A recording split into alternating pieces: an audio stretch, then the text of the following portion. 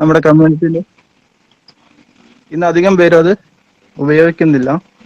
അതുകൊണ്ട് തന്നെ കേരളത്തിലെ എല്ലാ ജില്ലകളിലും നളിൻ സത്യ സാറെ ഉൾപ്പെടുത്തിക്കൊണ്ട് ഒരു ട്രെയിനിങ് പ്രോഗ്രാമുകൾ അറേഞ്ച് ചെയ്യേണ്ടത് വളരെ അത്യാവശ്യമാണ്.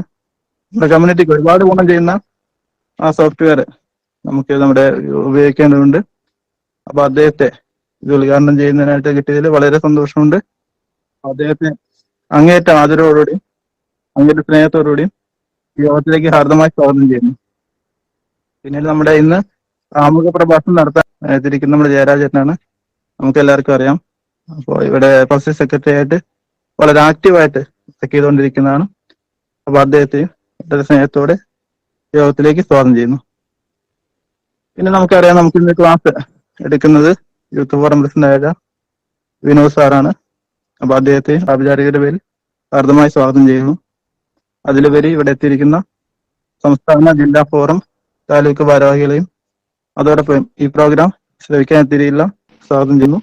പ്രധാനപ്പെട്ട നമ്മുടെ ഇന്നത്തെ ചടങ്ങിന്റെ ഉദ്ഘാടകൻ സോഫ്റ്റ്വെയർ ഡെവലപ്പറായിട്ടുള്ള നളിൻ സത്യൻ സാർ, നേരത്തെ നമ്മുടെ ചടങ്ങിന് സ്വാഗതം ആശംസിച്ച നമ്മുടെ പ്രിയങ്കരനായ യൂത്ത് ഫോറത്തിന്റെ സെക്രട്ടറി PR രാജേഷ് ഭായ്, അതുപോലെ തന്നെ ആമുഖ പ്രഭാഷണം നടത്താനിരിക്കുന്ന നമ്മുടെ കരുത്തനായ സെക്രട്ടറി ശ്രീമാൻ P ജയരാജേട്ടൻ അവർ, നമുക്ക് ഇന്ന് മനോഹരമായി ChatGPT കുറിച്ച് പ്രൗഢഗംഭീരമായ ക്ലാസ് എടുക്കാനിരിക്കുന്ന ബഹുമാന്യായ എന്റെ പ്രിയങ്കരനായ നേതാവ് നമ്മുടെ യൂത്ത് ഫോറത്തിന്റെ പ്രസിഡന്റായിട്ടുള്ള വിനോദ് സാർ, സ്നേഹനിധികളായിട്ടുള്ള യൂത്ത് ഫോറത്തിന്റെ മറ്റു ഭാരവാഹികളെ, നമ്മുടെ ഈ പ്രോഗ്രാമിന് സദസ്സ് ഗംഭീരമാക്കാൻ, കേൾക്കാൻ, ശ്രവിക്കാൻ, പഠിക്കാൻ വെളുപ്പിച്ചേർന്നിട്ടുള്ള പ്രിയങ്കരായ സഹോദരി സഹോദരന്മാരെ, യൂത്ത് ഫോറത്തെ സംബന്ധിച്ചിടത്തോളം കഴിഞ്ഞ ഓഗസ്റ്റ് 28-ന് അധികാരം ഏറ്റെടുത്തതിന് ശേഷം നിരവധി പ്രവർത്തനങ്ങൾ നടത്തി വരുന്നു.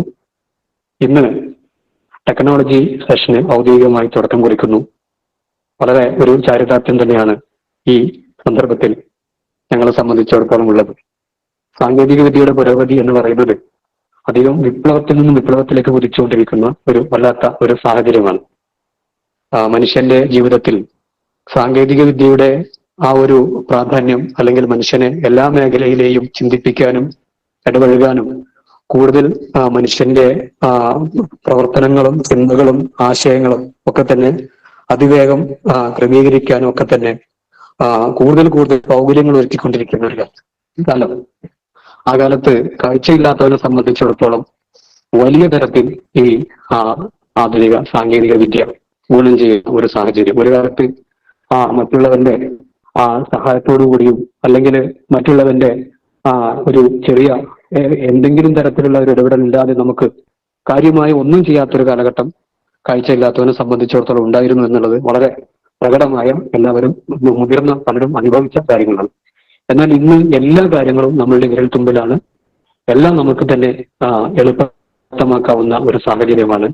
തീർച്ചയായിട്ടും നമുക്കൊക്കെ അതിന് വലിയ സന്തോഷവും അഭിമാനവും ഉണ്ട്. ഇനിയും കൂടുതൽ മേന്മകൾ ടെക്നോളജി രംഗത്ത് ഉയർന്നു വരട്ടെ. അതിലൂടെ എല്ലാവർക്കും, എസ്പെഷ്യലി കാഴ്ച വരുന്നവർക്ക്, എല്ലാ മേഖലയെയും സ്വയം സേവിക്കാൻ സാധിക്കട്ടെ എന്നും ഈ സന്ദർഭത്തിൽ ഞാൻ ആഗ്രഹിക്കുന്നു. നമുക്കറിയാം, ഒരു ചൈനീസ് പഴമൊഴി, ഇരുട്ടിനെ നമ്മൾ പരിഹരിക്കാതെ അല്പം നമ്മൾ ശ്രമിക്കുക എന്നുള്ളത് മേഖലയെയും സ്പർശിച്ചുകൊണ്ട് തന്നെയാണ് ഞങ്ങൾ പ്രവർത്തിക്കാൻ ആഗ്രഹിക്കുന്നത്. അതിന് എല്ലാം നിങ്ങൾക്ക് നൽകുന്ന ഊർജം എന്ന് പറയുന്നത് ഈ യുവജനങ്ങളുടെ അമേദ്യമായ, അഹോരാത്രമായ പിന്തുണ തന്നെയാണ്. തീർച്ചയായിട്ടും ഈ പിന്തുണയ്ക്ക് അനുസൃതമായി തന്നെ പ്രവർത്തിക്കാൻ ഞങ്ങൾക്ക് സാധിക്കും എന്ന് ഉള്ള ഒരു വിശ്വാസം, നിങ്ങളുടെ ഈ അഹോരാത്രമായ പിന്തുണ ഞങ്ങളിലുണ്ട് എന്ന് ഓർമ്മിച്ചുകൊണ്ട് ഈ പ്രൗഢഗംഭീരമായ ചടങ്ങിന് ആമുഖ പ്രഭാഷണം നടത്തുന്നതിന് വേണ്ടിയിട്ട് ബഹുമാനപ്പെട്ട നമ്മുടെ സെക്രട്ടറി ശ്രീ C ജയരാജൻ അവരെ ക്ഷണിച്ചുകൊള്ളുന്നു.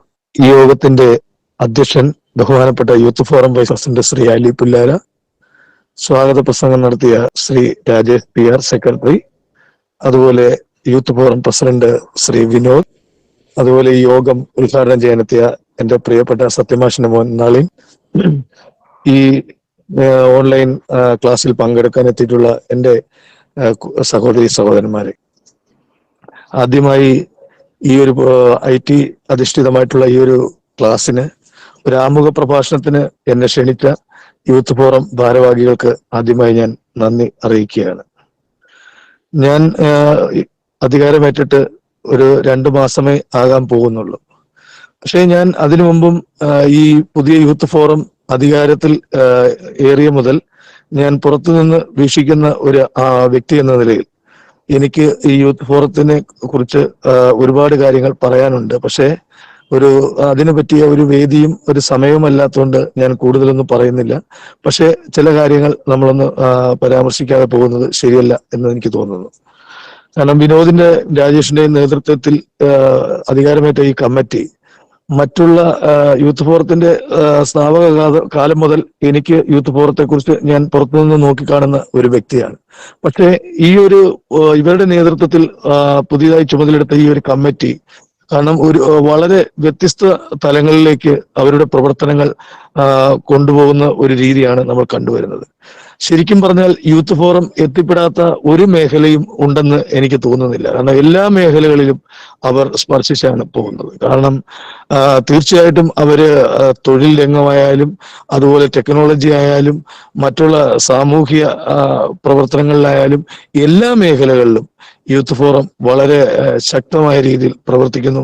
അതിൽ ഒരു സംസ്ഥാന സെക്രട്ടറി എന്ന നിലയിൽ ഞാൻ അവരെ അഭിനന്ദിക്കുകയാണ്. എനിക്കും അതിൽ വളരെ സന്തോഷമുണ്ട്. കാരണം യൂത്ത് ഫോറത്തിന്റെ ഒരു കൺസേൺ സെക്രട്ടറി എന്ന നിലയിൽ യൂത്ത് ഫോറം ചെയ്യുന്ന ഓരോ പ്രവൃത്തിയും അവർ സമൂഹത്തിന് വേണ്ടി ചെയ്യുന്ന ഓരോ നല്ല കാര്യങ്ങൾ കാണുമ്പോൾ അതിന്റെ ഓരോ പരിപാടികളുടെ ഒരു വിജയ ലക്ഷ്യം കാണുമ്പോൾ തീർച്ചയായും അവരുടെ ഒരു ചാർജുള്ള സെക്രട്ടറി എന്ന നിലയിൽ എനിക്കും വളരെയധികം സന്തോഷമുണ്ട്. തീർച്ചയായിട്ടും യൂത്ത് ഫോറം ത്തിന്റെ പ്രവർത്തനങ്ങളുമായിട്ട് മുന്നോട്ട് പോകുമ്പോൾ നിങ്ങൾക്ക് എന്ത് ആവശ്യം വന്നാലും എന്റെ ഭാഗത്തുനിന്ന് നിങ്ങളുടെ ഒരു കൺസേൺ സെക്രട്ടറി എന്ന നിലയിൽ തീർച്ചയായിട്ടും എല്ലാവിധ സഹായങ്ങളും ഞാൻ വാഗ്ദാനം ചെയ്യുകയാണ്. അതുപോലെ നിങ്ങൾ ഒന്നുകൊണ്ടും നിങ്ങൾ തളരേണ്ട ആവശ്യമില്ല. നിങ്ങൾക്ക് ഏത് രീതിയിലുള്ള പ്രവർത്തനമായിട്ട്, കാരണം കേരളത്തിലെ കാഴ്ചവൈകല്യമുള്ള സഹോദരങ്ങൾക്ക് വേണ്ടിയിട്ടുള്ള എല്ലാ പ്രവർത്തനങ്ങളും നടത്താനുള്ള അവകാശവും അവസരവും നിങ്ങൾക്ക് ഉണ്ട്. നിങ്ങൾക്ക് തീർച്ചയായിട്ടും എല്ലാ മേഖലകളിലും ശക്തമായി പ്രവർത്തിച്ച് മുന്നോട്ട് പോകണം. ഞങ്ങളെ പോലുള്ള എല്ലാവരുടെയും, അതായത് KAB സംസ്ഥാന നേതൃത്വത്തിന്റെയും എല്ലാം പിന്തുണ നിങ്ങൾക്കുണ്ട്.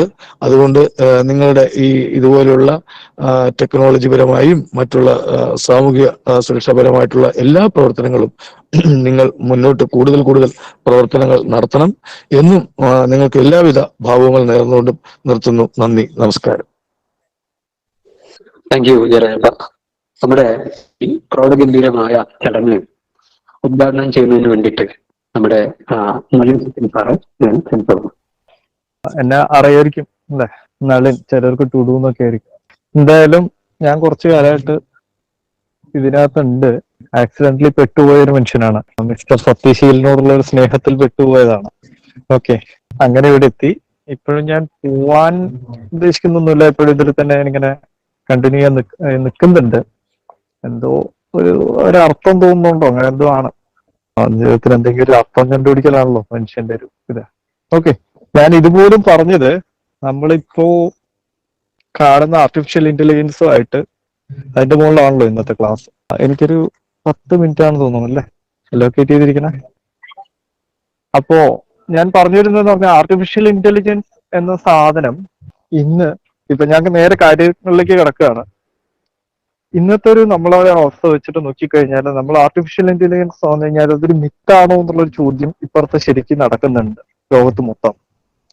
കാരണം എല്ലാവർക്കും അറിയില്ല, കമ്പ്യൂട്ടർ വിചാരിച്ചാൽ സ്നേഹിക്കാൻ പറ്റുമോ ഉള്ളൊരു വലിയൊരു ചോദ്യമാണ്. നമുക്ക് ബാക്കിയെല്ലാം തന്നെ നമുക്ക് ഇതിനെ കൊണ്ട് ചെയ്യിക്കാം. പക്ഷെ ഒരു കമ്പ്യൂട്ടറിന് മനുഷ്യനെ പോലെ പെരുമാറാൻ കഴിയും. സ്നേഹം അല്ലെങ്കിൽ ഇൻസെക്യൂരിറ്റി, ഇതൊക്കെയാണ് വേറെ ചോദ്യങ്ങൾ. മോക്ക് ചെയ്യാൻ പറ്റും. നമ്മളിപ്പോ സോഫിയ എന്നൊക്കെ പറഞ്ഞതും വാട്സൺ എന്ന് പറഞ്ഞതും ChatGPT മുമ്പ് ഭീകരമായിട്ട് ഇപ്പോഴും തകർത്തുകൊണ്ടിരിക്കുന്ന ആൾക്കാരുണ്ട്. വാട്സൺ എന്ന് പറഞ്ഞ കമ്പ്യൂട്ടർ IBM ആണ് ഡെവലപ്പ് ചെയ്യുന്നത്. അതൊക്കെ മോക്ക് ചെയ്യും. നമുക്ക് എന്താ പറയുക, അഭിനയിച്ച് കാണിക്കാൻ പറ്റും നമ്മൾ സ്നേഹമുണ്ട്, അതാ നിങ്ങൾ I love you എന്ന് പറയുമ്പോൾ തിരിച്ച് പറയും. പക്ഷെ ഇവിടെയൊക്കെ ഉണ്ടാവുന്ന ഒരു വലിയ പ്രശ്നം എന്ന് പറഞ്ഞു കഴിഞ്ഞാല്, ഈ അഭിനയിക്കാൻ പറ്റുമെങ്കിൽ പോലും അതിനൊരു ഇന്നർ ഫീലിംഗ് ഇല്ല. ഓക്കെ,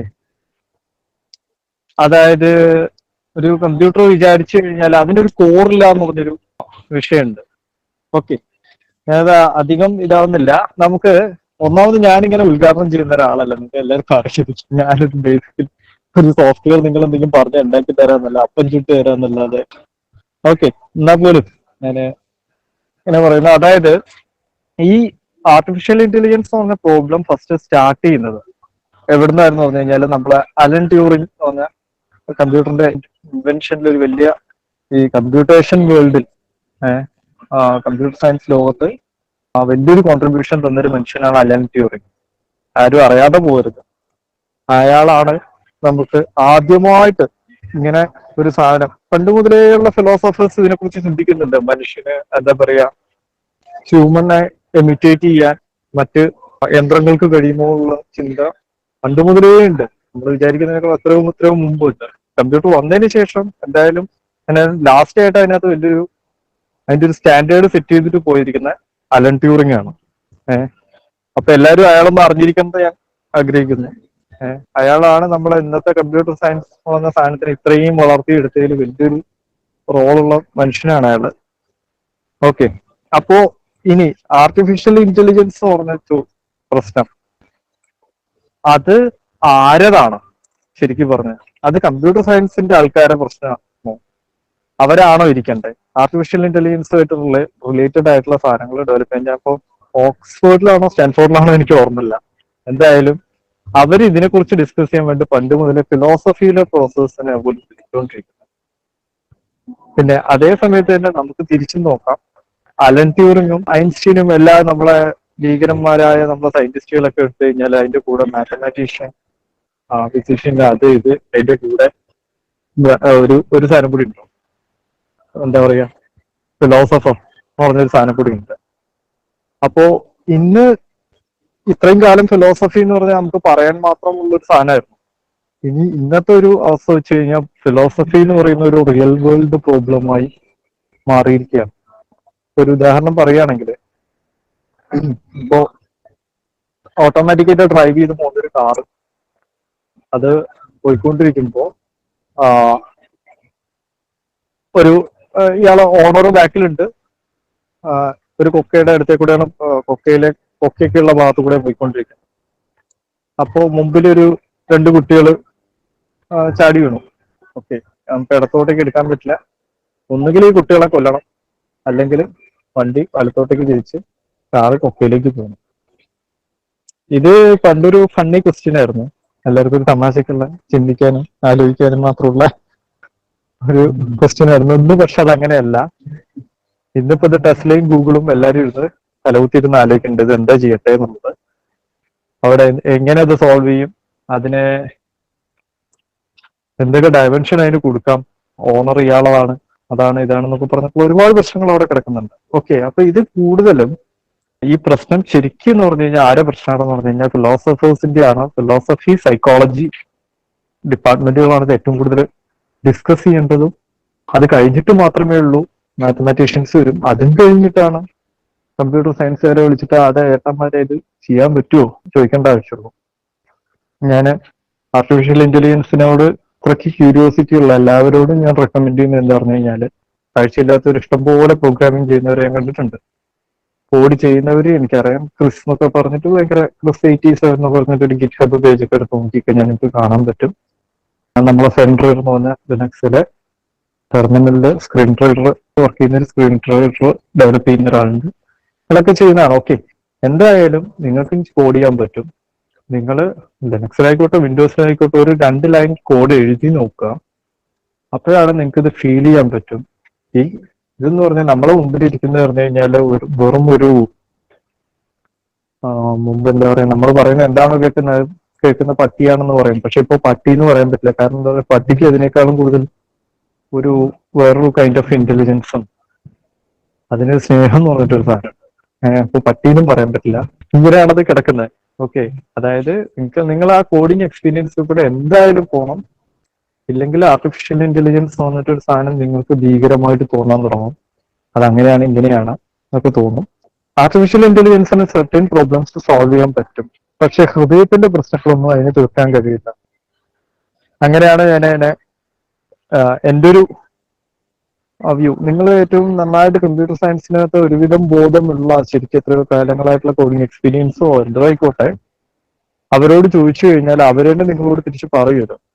പിന്നെ ഇതെങ്ങനെയാന്ന് പറഞ്ഞു കഴിഞ്ഞാല്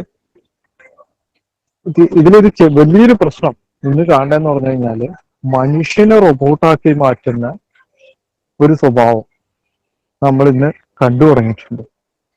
അത് പുതിയ പുതിയ ഫിനാൻഷ്യൽ കൺസേൺ ആയിക്കോട്ടെ, പൈസേന്റെ പിന്നാലെയുള്ള ഓട്ടത്തിൽ ആയിക്കോട്ടെ, എന്താണ് അതിന്റെ ഒന്നും അറിയില്ല. നമ്മൾ കൂടുതൽ കൂടുതൽ എഫിഷ്യൻസിന്റെ ആൾക്കാരായിക്കൊണ്ടിരിക്കുകയാണ്. ഒരു യൂറോപ്യൻ കൾച്ചർ നമ്മളുടെ ഇടയിലേക്ക് വന്നുകൊണ്ടിരിക്കുകയാണ്, വളരെ സീരിയസ് ആയിട്ട് പകർന്നുകൊണ്ടിരിക്കുക. ഈസ്റ്റേൺ ഫിലോസഫിയും വെസ്റ്റേൺ ഫിലോസഫിയും തമ്മിലുള്ള ഒരു പ്രശ്നം എന്ന് പറഞ്ഞു കഴിഞ്ഞാൽ തന്നെ നിങ്ങൾക്ക് എല്ലാവർക്കും അറിയായിരിക്കും. അവിടെ ഹൃദയം എന്ന് പറഞ്ഞ സാധനത്തിനില്ല, എല്ലാം കാൽക്കുലേറ്റീവ് ആണ്, കണക്ക് കൂട്ടുകയാണ് അവർ. കൃത്യമായി കണക്കൂട്ടി ഇന്നിപ്പോ വെസ്റ്റ് മാറിയിട്ടുണ്ടോ അറിയില്ല, അവർ കുറച്ചും കൂടി ഈസ്റ്റേൺ ഫിലോസഫി വായിച്ചു തുടങ്ങിയതാണ്. എനിക്കറിയില്ല അത് എത്രമാത്രം മാറിയില്ല. എന്തായാലും അവരുടെ ഉള്ളിൽ ആ ഒരു ഇത് നിങ്ങൾക്ക് നോക്കാൻ പറ്റുമായിരിക്കും. ഇപ്പൊ ഒരു ഇംഗ്ലീഷ് പാട്ടിനെ എടുത്തിട്ട് നമ്മൾ കേട്ട് കഴിഞ്ഞാല്, ഞാൻ നിങ്ങളെ സ്നേഹിക്കുന്നു, ഞാൻ നിന്നെ സ്നേഹിക്കുന്നു, ഞാൻ അത് ചെയ്യുന്നു, ശരിക്കും രസമായിട്ട് തോന്നും. ഓക്കെ, എന്ന് മുതല് എല്ലാ ഭാഗത്തേക്കും ഈ പ്രശ്നം കിടക്കുന്നുണ്ട്. അതായത് അവരിതെല്ലാം, ഇയാൾ എന്നോട് ഇത്രമാത്രം സ്നേഹം കാണിക്കുന്നു, അതുകൊണ്ട് ഞാൻ ഇത്ര കാണിക്കാം. എന്നോട് എന്റെ ഭാര്യ എന്നെ സ്നേഹിക്കുന്നില്ല, അതുകൊണ്ട് ഞാൻ അവളെയും സ്നേഹിക്കുന്നു. അങ്ങനെ അങ്ങനെ ഒരു മനുഷ്യനെ കണ്ടാൽ പോലും, ഇന്നത്തെ നമുക്ക് വരുന്ന മാറ്റാണത്. ഒരു മനുഷ്യനെ കണ്ടാൽ പോലും അവൻ മൊത്തം നമ്മുടെ ഉള്ളിൽ ഒരു 1000 കാൽക്കുലേഷൻസ് ആണ് നടന്നുകൊണ്ടിരിക്കുന്നത്. ഇയാളെ കൊണ്ട് എനിക്ക് ഉപകാരം ഉണ്ടോ, ഇയാൾ അത് ചെയ്തു, ഇയാൾ മാരീഡ് ആണോ, ഇയാൾ സസ്റ്റൈനബിൾ ആണോ, ഇയാൾക്ക് അത് പറ്റുമോ, ഇത് പറ്റുമോ, എന്തൊക്കെ ചെയ്യാൻ പറ്റും, അങ്ങനെയുള്ള ഒരു 1000 സ്ഥാനത്തെ കുറിച്ച് ഒരു ചിന്തിച്ചു. ഓക്കെ, അങ്ങനെ ഒരു 1000 നിങ്ങൾക്ക് തന്നെ അറിയുമായിരിക്കും. പല ഇതായിട്ടുള്ള ആളുകൾക്ക് നിങ്ങൾക്ക് എന്താ പൊതുവെ കാഴ്ചയില്ലാത്തവർക്ക് പലപ്പോഴും അങ്ങനെ എല്ലാ ടൈപ്പുള്ള കാഴ്ചയുള്ളവർ ഞാൻ കണ്ടിട്ടുണ്ട്. പക്ഷെ എന്നാൽ പോലും ചില പൊതുവെ നിങ്ങൾക്ക് ഈ വിഷ്വൽ ഓറിയന്റഡ് അല്ലാത്തതുകൊണ്ട് തന്നെ കുറച്ചൊരു ഒരു സമാധാനം കിട്ടുന്നുണ്ടെന്നാണ് എനിക്ക് മനസ്സിലായത്. ഈ കാൽക്കുലേഷൻസ് മറ്റേന്ന് പറഞ്ഞു കഴിഞ്ഞാൽ ഓരോ സാധനം കാണുമ്പോഴും ഇത്രയും കാൽക്കുലേഷൻസ് ഓടിക്കൊണ്ടിരിക്കുകയാണ്. അപ്പോൾ വെറും ഒരു കാൽക്കുലേറ്റർ ആയിക്കൊണ്ടിരിക്കുന്നുണ്ട് മനുഷ്യൻ. എല്ലാം ഫിനാൻസിന്റെ ടേംസിലും എല്ലാ ഇതിന്റെ കാര്യത്തിലും അങ്ങനെ കാണുന്ന ഒരു ആനയെ കണ്ടാലും ആനേനെ അല്ല അവര് കാണും, ആനയുടെ ഫീലിംഗ് അവൻ അറിയണ്ട.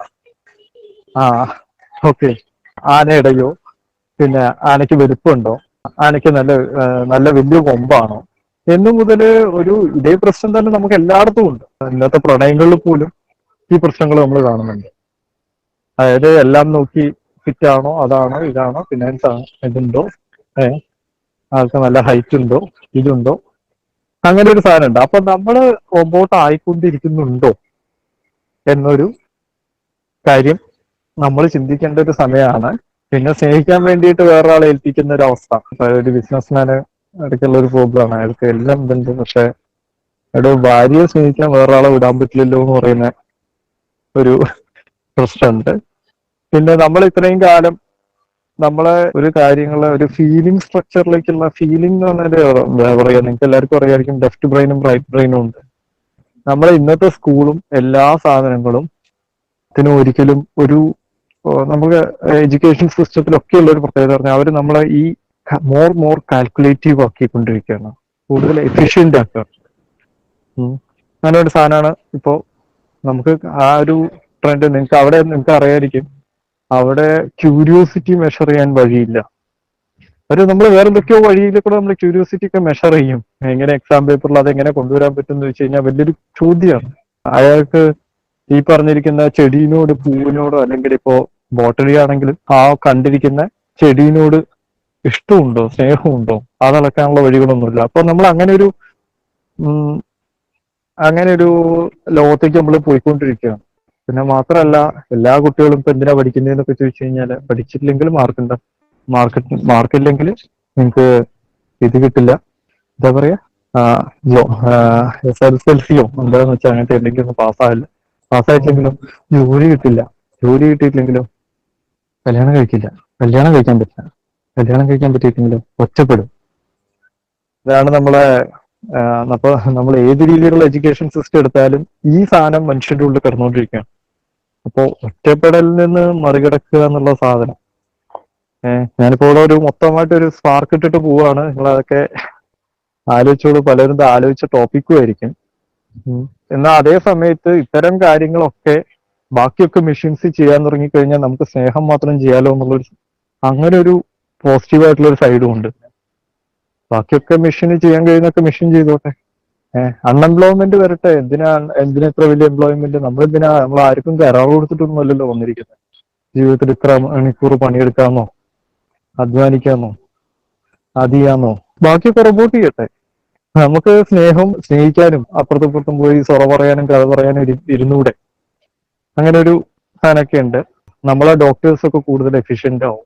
ചാറ്റ് GPT-നോട് തന്നെ നമുക്ക് ഒരുവിധം നമ്മളെ ആശുപത്രിയിൽ പോയി കഴിഞ്ഞാൽ കാര്യങ്ങളൊക്കെ അവിടെ പറയാം. ഇപ്പോഴത്തെ നമ്മളെ പല ഡോക്ടേഴ്സും നമ്മളെ നോക്കും കൂടിയില്ല.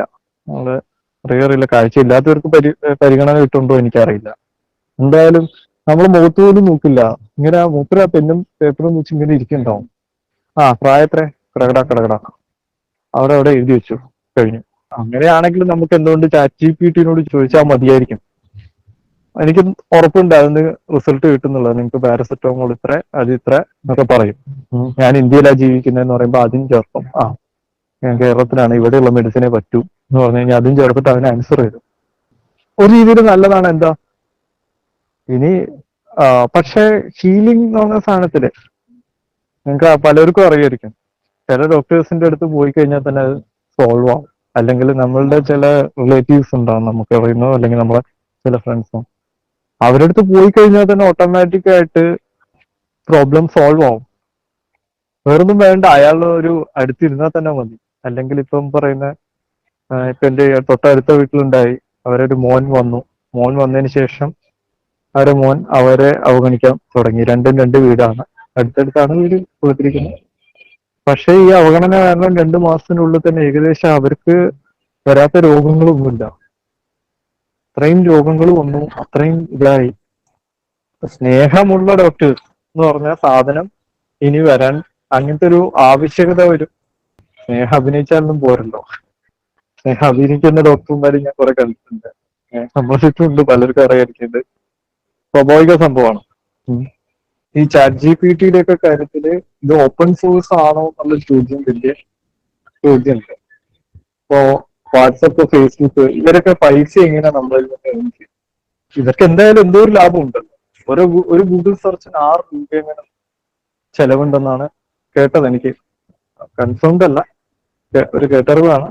6 രൂപ നമ്മൾ വെറുതെ സ്പെല്ലിംഗ് മിസ്റ്റേക്കിൽ എന്തെങ്കിലും ഒരു സെർച്ച് അടിച്ച് പോകുമ്പോഴേക്കും 6 രൂപ ചെലവുണ്ടെന്നാണ് പറയുന്നത്. ഇത്രയും സാധനം അവരവിടുന്ന് തിരിച്ചെടുക്കണം എന്നുണ്ടെങ്കിൽ ഇപ്പൊ ചാറ്റ് GPT ഒക്കെ എടുക്കണം എന്നുണ്ടെങ്കിൽ അവരെങ്ങനെ എടുക്കും? അവനെന്തായാലും പൈസയായിട്ട് ചോദിക്കും നമ്മളോട്. പൈസയായിട്ട് ചോദിക്കുകയാണെങ്കിൽ അത് കുറച്ചുകൂടി മാന്യത ഉണ്ടെന്നാണ് ഞാൻ പറയാം. പക്ഷെ അങ്ങനെയല്ല. നമ്മളെ പൊളിറ്റിക്സിനും നമ്മളെ ഇതിനും എല്ലാത്തിനും കറക്റ്റ് ചെയ്യാൻ വേണ്ടി ഈ ഒരു ലെവലില്, ഈ ഒരു പ്ലാറ്റ്ഫോം ലെവലില് ഇത് വരും. മാത്രമല്ല നാളത്തെ നമ്മൾ എവിടെയെങ്കിലും പോയിട്ട് ജോലിക്ക് അപ്ലൈ ചെയ്യുമ്പോൾ ചാറ്റ് GPT-നോട് ചോദിച്ചാൽ മതിയായിരുന്നു നമ്മൾ ചോദിച്ച ചോദ്യങ്ങൾ എന്താ, നമ്മളെന്താ ഡിസ്കസ് ചെയ്തിരുന്നു എന്ന് പറഞ്ഞാൽ തന്നെ ചാറ്റ് GPT-ക്ക് പറഞ്ഞു കൊടുക്കാൻ പറ്റും. ഇയാൾ എലിജിബിൾ ആണ്, ഇയാൾ എന്നെ കൊണ്ട് അന്ന് ഇങ്ങനത്തെ ഒരു സോഫ്റ്റ്വെയർ ഉണ്ടാക്കിച്ചിരുന്നു, അത് ജയിച്ചിരുന്നു, ഇത് ജയിച്ചിരുന്നു. ഇതൊന്നും ആലോചിച്ചു ഒരാൾ ഇൻവെസ്റ്റ് ചെയ്യാൻ ചിലർക്ക് ഉണ്ടാവും. ഒരു പ്രൊജക്റ്റിലൊക്കെ തുടക്കത്തിൽ ഇൻവെസ്റ്റ് ചെയ്യാൻ താല്പര്യം ഉണ്ടാവും. ഒരു ഹോട്ടൽ ബിസിനസ് ആയിക്കോട്ടെ, ഒരു ബേക്കറി ആയിക്കോട്ടെ. കുറച്ച് കഴിഞ്ഞ് തന്നെ പോവാ ഇൻട്രസ്റ്റ് അയാൾക്ക്. അങ്ങനെയുള്ളവരുണ്ട്. അങ്ങനെയുള്ളവർ കൃത്യമായിട്ട് ഒരു ലിസ്റ്റ് കിട്ടിക്കഴിഞ്ഞാലുള്ള ഒരു രസം ആലോചിച്ച് നോക്കും. അത് പല ബിസിനസ്സുകാർക്കും കൃത്യമായിട്ട് യൂട്ടിലൈസ് ചെയ്യാൻ പറ്റും. ഓക്കെ, അത്തരം സാധനങ്ങളൊക്കെ ഇവിടെ ഇരിക്കണ്ട. അപ്പോ ഇതിന്റെ ഓപ്പൺ സോഴ്സ് ആവണോ വേണ്ടയോ? നമ്മളെ ഡാറ്റ നമ്മൾ ഇവർക്ക് കൊടുക്കണോ വേണ്ടയോ? അങ്ങനെയുള്ള ഒരുപാട് പ്രശ്നങ്ങളുണ്ട് ഇതിനകത്തുള്ള അനോണിമിറ്റി ഡിസ്കസ് ചെയ്യപ്പെടുമെന്ന് വിചാരിക്കുന്നു. എന്റെ സമയം കഴിഞ്ഞുകൊണ്ട് പോയി തോന്നുന്നുണ്ട്. ഓക്കെ, പിന്നെ ഇപ്പൊ പറയാനുള്ളതെന്ന് പറഞ്ഞു കഴിഞ്ഞാല് സെൻട്രലോണ എന്ന് പറഞ്ഞ ഓർഗനൈസേഷൻ ഞാനിപ്പോ പൊന്തിച്ചു കൊണ്ടുവന്നിട്ടുണ്ട്. ഞാനിപ്പോ അക്കൗണ്ട് തന്നെയാണ് സ്റ്റാർട്ട് ചെയ്തിരിക്കുന്നത്. ഓർഗനൈസേഷൻ ഇപ്പൊ കുറെ പ്രൊജക്ടുകൾ എടുത്തുകൊണ്ടിരിക്കുന്നുണ്ട്. അപ്പൊ നിങ്ങൾക്ക് പുതിയ ഐഡിയാസ് എന്തെങ്കിലും ഉണ്ടെങ്കിൽ നിങ്ങൾക്ക് അല്ലെങ്കിൽ പ്രത്യേകിച്ച് ഗെയിംസ് ഒക്കെ നിങ്ങൾക്ക് ഡെവലപ്പ് ചെയ്യണം എന്നൊക്കെ തോന്നുന്നുണ്ടെങ്കിൽ നമുക്ക് ഡിസ്കസ് ചെയ്യാവുന്നതാണ്. നമ്മൾ ഡിസ്കസ് ചെയ്ത് നമുക്ക് ഡെവലപ്പേഴ്സിനെ കിട്ടോ നമ്മളെ എങ്ങനെയാന്ന് വെച്ചാൽ അത് ചെയ്യുന്നതിന്റെ കാര്യങ്ങൾ നോക്കുന്നതാണ്. ഇപ്പോ അറ്റ് നമ്മുടെ അഡ്വാൻസ് റെയിൽ കീബോർഡിന്റെ മുകളിൽ വർക്ക് ചെയ്യുന്നുണ്ട്. അക്സസിബിൾ ടോക്കനൊക്കെ പുതിയ വേർഷൻ ഇങ്ങനെ ഇറക്കാൻ വേണ്ടി ഇങ്ങനെ നിൽക്കുകയാണ്.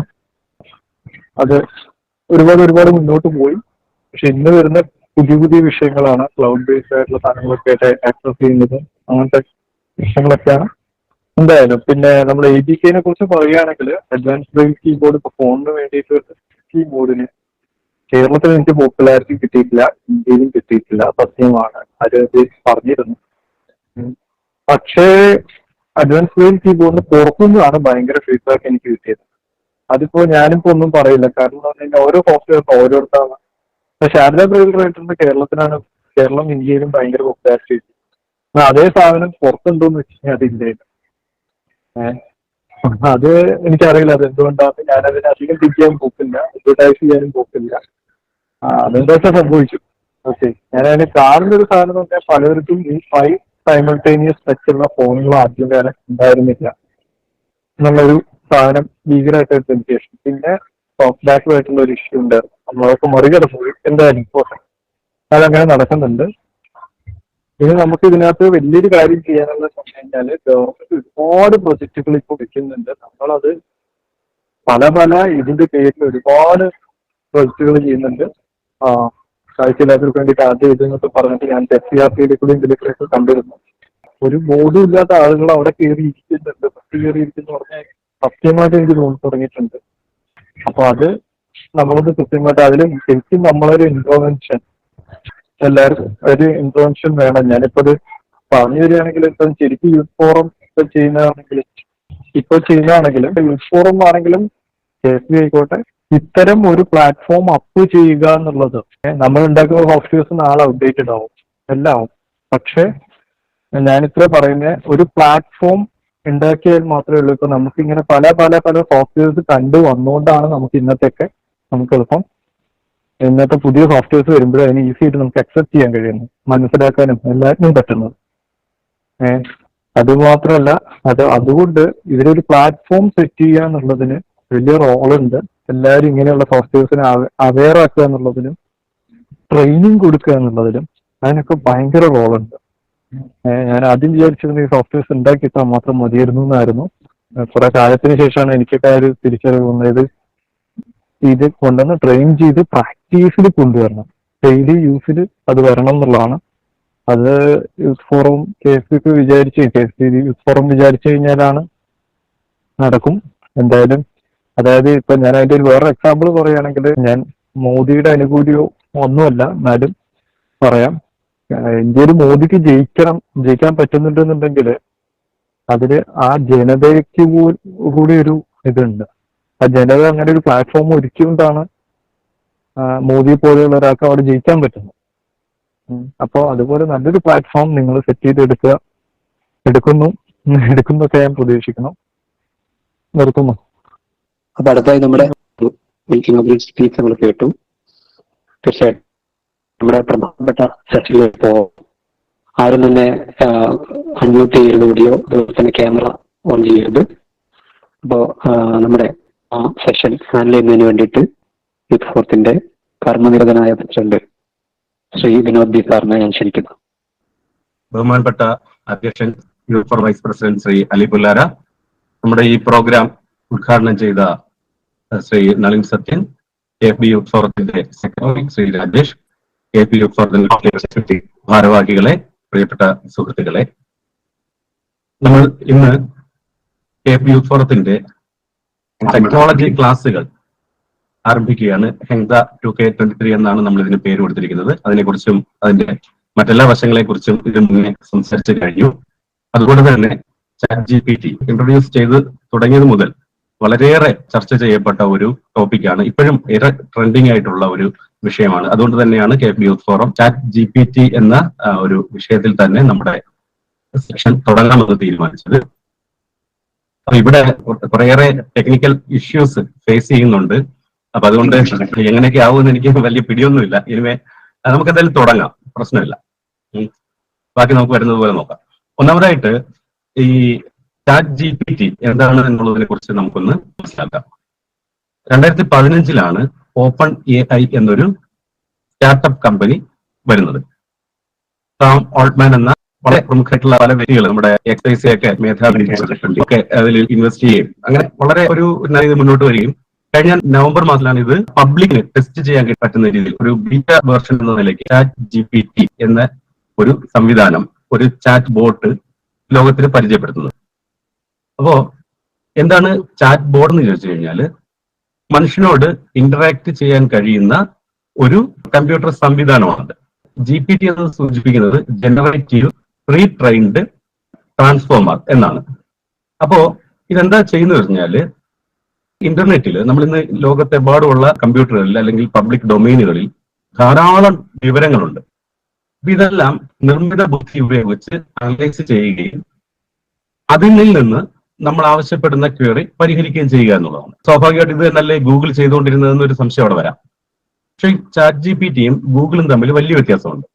പിന്നെ മറ്റൊരു കാര്യം ഇതോടൊപ്പം സൂചിപ്പിക്കേണ്ടത് ChatGPT മാത്രമല്ല ഇത്തരത്തിലുള്ള ഒരു സർവീസ്. നമുക്കതിലേക്ക് വരാം. എനിവേ, ഗൂഗിളും ChatGPT തമ്മിലുള്ള പ്രധാന വ്യത്യാസം ആദ്യം ഒന്ന് നമ്മൾ മനസ്സിലാക്കേണ്ടതുണ്ട്.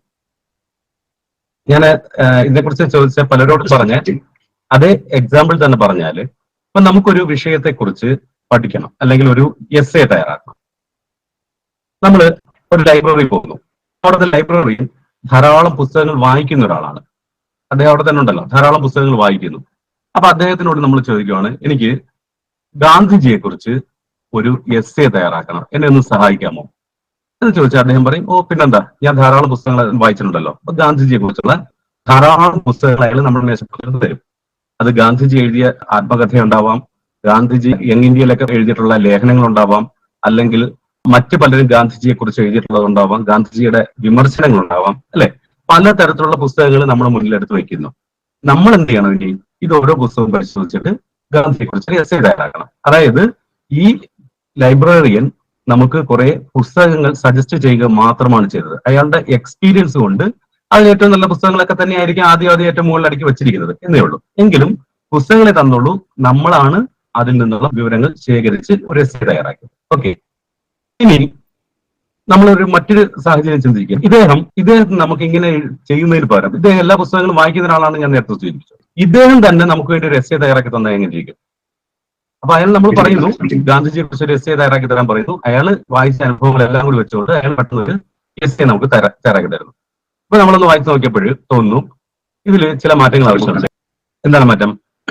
ഇതിൽ കൂടുതലും ഗാന്ധിജി ഇന്ത്യയിലുള്ള കാര്യങ്ങൾ മാത്രമേ ഉള്ളൂ. അപ്പൊ നമുക്ക് വേണ്ടത് സൗത്ത് ആഫ്രിക്കയിലുള്ള അനുഭവങ്ങൾ ഉൾപ്പെടെ വേണം.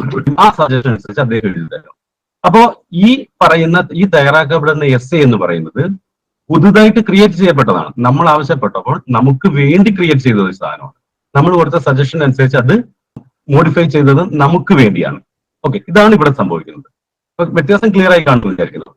ഗൂഗിൾ നമ്മളൊരു ക്വയറി കൊടുക്കുമ്പോൾ അതിന് അനുയോജ്യമായിട്ടുള്ള അവർ റാങ്ക് ചെയ്തിട്ടുള്ള ഇൻഡെക്സ് ചെയ്തിട്ടുള്ള വെബ്സൈറ്റുകളെ അവരുടെ ചില അൽഗോരിതം ഉപയോഗിച്ച് ഏറ്റവും മെച്ചപ്പെട്ടതെന്ന് അവർക്ക് തോന്നുന്ന അല്ലെങ്കിൽ അവരുടെ അൽഗോരിതം സജസ്റ്റ് ചെയ്യുന്ന വെബ്സൈറ്റുകൾ നമുക്ക് സജസ്റ്റ് ചെയ്യണം. അവരായിട്ട് ഒരു ഡാറ്റയും ജനറേറ്റ് ചെയ്ത് നമുക്ക് തരുന്നില്ല. പക്ഷെ ChatGPT ചെയ്യുന്നത് നമുക്ക് വേണ്ടി ഡാറ്റ ജനറേറ്റ് ചെയ്യുകയാണ്. ഇതാണ് പ്രധാന വ്യത്യാസം. ഓക്കെ, അപ്പോ എന്തൊക്കെ സാധ്യമാകും? ഞാനിതിൽ പ്രാക്ടിക്കൽ സെഷൻ കുറച്ച് ചെയ്യുന്നുള്ളൂ, കാരണം ഞാൻ നേരത്തെ പറഞ്ഞല്ലോ കുറച്ച് സാങ്കേതിക പ്രശ്നമുണ്ട്. പറ്റുമെങ്കിൽ നമുക്ക് പരമാവധി കാര്യങ്ങൾ ചെയ്യാൻ നോക്കാം. പക്ഷേ സാധ്യതകൾ നമ്മൾ ആദ്യം ഒന്ന് മനസ്സിലാക്കണം. അപ്പം പരിമിതികളും.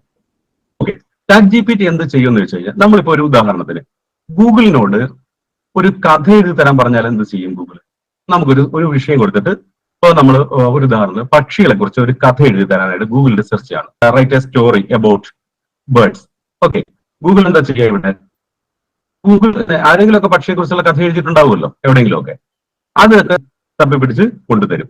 നമ്മൾ ഉദ്ദേശിച്ച പക്ഷിയെ കുറിച്ചാവാം, ചിലപ്പോൾ വേറെ പക്ഷിയെ കുറിച്ചാവാം, എന്തെങ്കിലും ആവാം, അല്ലെ? പക്ഷെ ChatGPTയെ കൊണ്ട് നമുക്ക് ഒരു കഥ എഴുതിക്കാം. നമ്മൾ ചില സൂചനകൾ കൊടുത്താൽ മാത്രം മതി, ChatGPT അതനുസരിച്ചുള്ള കഥ എഴുതി തരും. അത് എന്ത് ടോപ്പിക് ആകട്ടെ. ഒരുമാതിരിപ്പെട്ട ഞാൻ പല ടോപ്പിക്കുകളും ട്രൈ ചെയ്ത് നോക്കി. നമുക്കിപ്പോൾ ഒന്ന് ട്രൈ ചെയ്ത് നോക്കാവുന്നതാണ്. മൊബൈലിലും നമുക്ക് അതുപോലെ നോക്കാം. ഏത് ടോപ്പിക്ക് കൊടുത്താലും നമുക്ക് അതനുസരിച്ചുള്ള സ്റ്റോറി ക്രിയേറ്റ് ചെയ്ത് തരും. ഇനി ഒരു കവിതയാണ് എഴുതുന്നുണ്ടെങ്കിലും അത് ചെയ്തു തരും.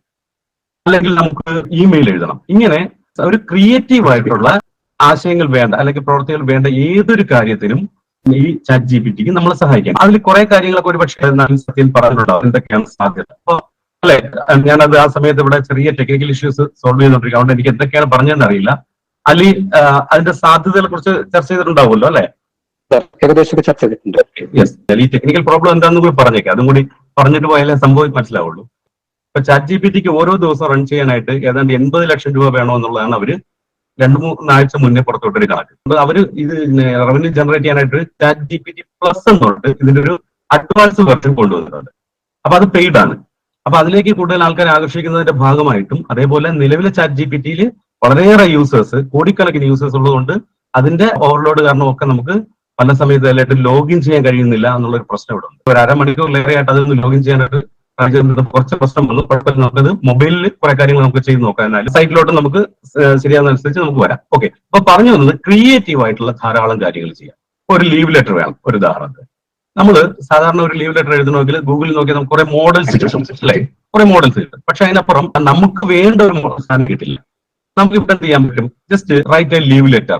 ഞാൻ എഴുതുകയാണ് write a leave letter to headmaster head 2 days leave. ഇത്രയും ഞാൻ കൊടുക്കുകയാണ്. ഇത്രയും മാത്രം കൊടുത്താൽ മതി ChatGPT നമുക്ക് വേണ്ടി ഒരു ലെറ്റർ തയ്യാറാക്കി തരും. പക്ഷെ ഇത്രയും നമ്മൾ ഗൂഗിൾ സെർച്ച് ചെയ്യാൻ എന്താ കിട്ടുക? ഇതാണ് വ്യത്യാസം. ഓക്കെ, ഇനി നമ്മളൊരു കവിത എഴുതാൻ പറയുന്നു. ഒരു വിഷയം ഒന്ന് രസകരമായിരുന്നു. ഞാനിപ്പോ നമുക്ക് വേണമെങ്കിൽ കേരള ഫെഡറേഷൻ ഓഫ് ദി ബ്ലൈൻഡിനെ കുറിച്ച് ഒരുപക്ഷെ ആരും ഇന്നേവരെ ഒരു കവിത എഴുതിയിട്ടുണ്ടാവത്തില്ല. ഞാനത് ChatGPT കൊണ്ടൊരു കവിത എഴുതി നോക്കി. KFB കുറിച്ചും KFB യൂത്ത് ഫോറത്തിനെ കുറിച്ചും ഒക്കെ കവിത എഴുതി നോക്കി. അപ്പോൾ ഏത് വിഷയം കൊടുത്താലും അത് വളരെ മനോഹരമായിട്ട് സെക്കൻഡുകൾക്കുള്ളിൽ കവിത എഴുതി തരുന്നു എന്നുള്ളതാണ്. അതേപോലെ തന്നെ കമ്പ്യൂട്ടർ പ്രോഗ്രാമുകൾ, അത്യാവശ്യം കോംപ്ലിക്കേറ്റഡ് ആയിട്ടുള്ള പ്രോഗ്രാമുകളും ഒക്കെ നമുക്ക് ഇത് വെച്ചിട്ട് ചെയ്യാൻ പറ്റുന്നുണ്ട്. ഇങ്ങനെ ധാരാളം സാധ്യതകളാണ് നമുക്ക് ChatGPT നൽകുന്നത്. 1 മിനിറ്റ് ഞാനൊന്ന് പോസ്റ്റ് ചെയ്യുകയാണ്. പറഞ്ഞു പോണേക്കാൾ എനിക്കത് കൂടുതൽ പ്രാക്ടിക്കലായിട്ട് ചെയ്യുന്ന ഒരു നല്ലത്. ലൈവായിട്ട് തന്നെ ഈ പറഞ്ഞ കാര്യങ്ങൾ നമുക്ക് ചെയ്തു നോക്കാം. സാങ്കേതിക പ്രശ്നങ്ങൾ വല്ലാതെ അപ്രതീക്ഷിതമായി വന്നുകൊണ്ടാണ്.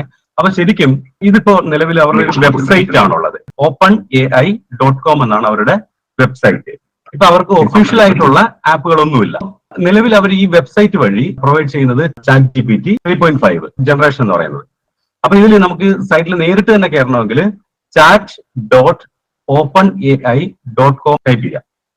chat.openai.com. ആദ്യം നമ്മൾ ഒരു അക്കൗണ്ട് ക്രിയേറ്റ് ചെയ്യേണ്ടതുണ്ട്. അപ്പൊ ഒന്നിൽ നമുക്ക് ഗൂഗിൾ വെച്ച് തന്നെ വേണമെങ്കിൽ സൈനപ്പ് ചെയ്യാം. അവിടെ സൈനപ്പ് എന്നുള്ള ഓപ്ഷനിൽ കയറുക, സൈനപ്പ് വിത്ത് ഗൂഗിൾ സെലക്ട് ചെയ്യുക, അവിടെ നമ്മുടെ അക്കൗണ്ട് ലോഗിൻ ചെയ്യുക. അതല്ലെങ്കിൽ അവിടെ ChatGPTയുടെ ഒരു അക്കൗണ്ട് ക്രിയേറ്റ് ചെയ്യുക. ഓക്കെ, അത് നമ്മൾ ഒറ്റത്തവണ ചെയ്യേണ്ട ഒരു കാര്യമായിട്ട് ഞാൻ ഇവിടെ ചെയ്യുന്നില്ല. ഇതിലാണ് എനിക്കിപ്പോ നിലവിൽ കുറച്ച് സാങ്കേതിക പ്രശ്നങ്ങൾ നേരിട്ടുണ്ട്.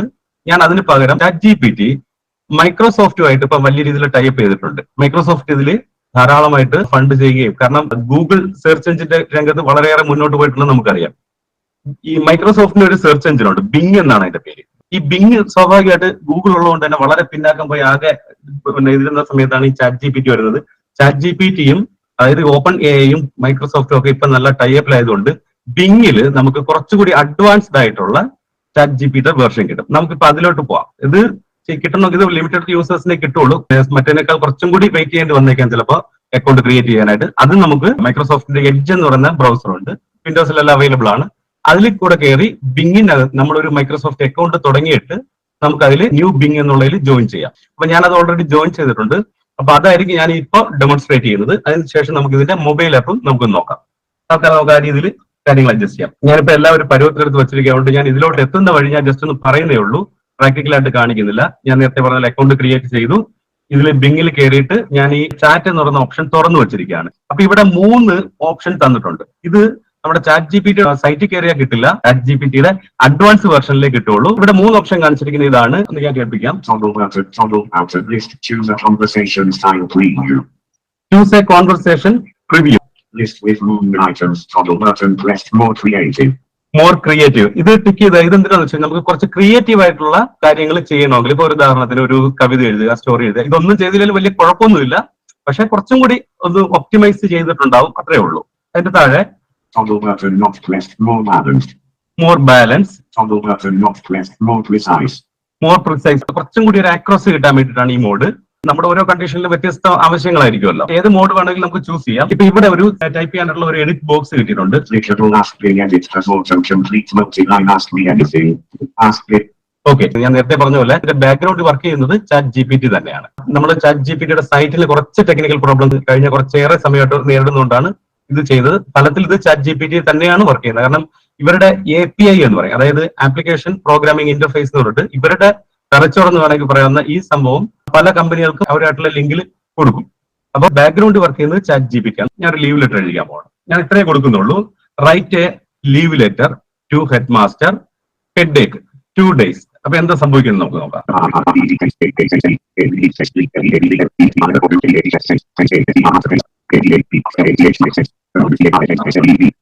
ഓക്കെ ഓക്കെ, ഇത്രയും ഞാൻ കൊടുത്തിട്ടുള്ളത്. 1-2 seconds എടുക്കും. അവിടെ ജനറേറ്റിംഗ് ക്വയറി എന്ന് പറഞ്ഞിട്ടൊക്കെ ഇങ്ങനെ കാണിക്കും. എന്താ അതിന്റെ താഴെ എന്താ വരുന്നതെന്ന് നോക്കാം. Here's a sample leave letter for headache that you can use as a reference to. Okay, ഇതിപ്പോ നമുക്ക് ഇനി യൂസ് ചെയ്യാവുന്ന ഒരു ലീവ് ലെറ്റർ ഇവിടെ കാണിച്ചിട്ടുണ്ട്. തൊട്ട് താഴോട്ട് നമുക്ക് വായിച്ചു നോക്കാം. Write your own. Dear headmaster's name, I am writing this letter to request a leave of absence from school for 2 days, starting from start date to end date, due to severe headache. I have been experiencing severe headache for the past 2 days, and it has been affecting my ability to concentrate on my studies. I have consulted with my doctor, and she has advised me to take rest for a few days. I will make sure to catch up on all the missed work once I return to school. Please let me know if... okay, ഇത് വായിച്ചാൽ മനസ്സിലായല്ലോ. ഇത് നമ്മൾ ടീച്ചറാണോ കുട്ടിയാണോ ഒന്നും പറഞ്ഞിട്ടില്ല. അപ്പൊ ChatGPT മനസ്സിലാക്കിയത് നമ്മളൊരു സ്റ്റുഡന്റ് ആണ് ഈ ലീവ് ലെറ്റർ ഞാൻ ചോദിച്ചു. ChatGPTയുടെ മറ്റൊരു ഗുണം എന്ന് പറഞ്ഞാൽ ഫോളോ അപ്പ് ക്വസ്റ്റ്യൻസ് ചോദിക്കാവുന്നതാണ്. ഇപ്പൊ നമ്മൾ തൊട്ട് മുകളിൽ ചോദിച്ച ചോദ്യം അതിനുണ്ട് അല്ലെ. ഇപ്പൊ ഞാനിതിപ്പോ ഇതേ കാര്യം ഞാൻ നമ്മുടെ ശ്രീജ ടീച്ചറിനോടാണ്, ശ്രീജ ടീച്ചർ എനിക്കൊരു ലീവ് ലെറ്റർ എഴുതി തരൂ. അപ്പോഴേക്ക് ശ്രീജ ടീച്ചർ പെട്ടെന്ന് ഞാൻ സ്റ്റുഡന്റ് ആണോ ടീച്ചറാണോ എന്ന് ഓർക്കാതെ സ്റ്റുഡന്റിന് വേണ്ടിയിട്ടുള്ള ലീവ് ലെറ്റർ എഴുതിയെങ്കിൽ ഞാൻ അല്ല എനിക്ക് ടീച്ചർ എന്ന നിലയ്ക്കുള്ള വേണ്ടത് എന്ന് പറഞ്ഞാൽ മതിയല്ലോ, ബാക്കി കാര്യങ്ങൾ ഓക്കെ അല്ലേ. എന്നപ്പോ ഞാൻ എന്ത് ചെയ്യുന്നു, ആസ് എ ടീച്ചർ എന്ന് കൊടുക്കുകയാണ്. ഓക്കെ, ആസ് എ ടീച്ചർ എന്ന് ഞാൻ കൊടുത്തു. അപ്പൊ അതിന് വേണ്ട മാറ്റങ്ങൾ വരുത്തിട്ട് ടീച്ചറിന് വേണ്ടിയിട്ടുള്ള ലീവ് ലെറ്റർ ആക്കി മാറ്റി. ചില സമയത്ത് ഒരു അല്പസമയം എടുക്കുക. നേരത്തെ പറഞ്ഞ പോലെ വളരെയേറെ ബിസിയാണ് ഇവരുടെ സെർവർ. സെക്കൻഡുകളൊക്കെ എടുത്തെന്ന് വരും. അതൊക്കെ ആണെങ്കിൽ നമുക്ക് ഇൻസ്റ്റന്റ് ആയിട്ട് തൊട്ടടുത്ത സെക്കൻഡ് കിട്ടുന്നത്. ഇപ്പോഴാണ് Here's a sample leave letter for headache that you can use as a reference to write your own. The principal's name, school address, date of writing the letter subject. Leave request due to headache respected sir/madam. I am writing this letter to request a leave of absence from school for 2 days, starting from start date to end date, due to severe headache. I have been suffering from severe headache for the past 2 days, and it has been affecting my ability to teach effectively. I have consulted with my doctor, and he has advised. Okay, ആ വ്യത്യാസം clear ആണല്ലോ. ഇതുപോലെ നമുക്ക് leave ലെറ്ററുകൾ നമ്മൾ എന്താണോ വേണ്ടത് അതിന്റെ ഹിന്റ്സ് കൊടുത്തു കഴിഞ്ഞാൽ മതി. അതനുസരിച്ച് അത് വെച്ചിട്ട് ഒരു ലെറ്റർ ക്രിയേറ്റ് ചെയ്ത് തരും. ഇനി നമുക്കൊരു കവിത എഴുതിച്ച് നോക്കാം. ഞാനിപ്പോ നമ്മുടെ കേരള ഫെഡറേഷൻ ഓഫ് ദി ബ്ലൈൻഡിനെ കുറിച്ച് തന്നെ ഒരു കവിത എഴുതിപ്പിച്ച് നോക്കാം. Create A poem about Kerala federation of the blind. അങ്ങനെ ഞാൻ കൊടുക്കാൻ പോണത്. ഓക്കെ, എന്നിട്ട് എൻ്റർ കൊടുത്തു.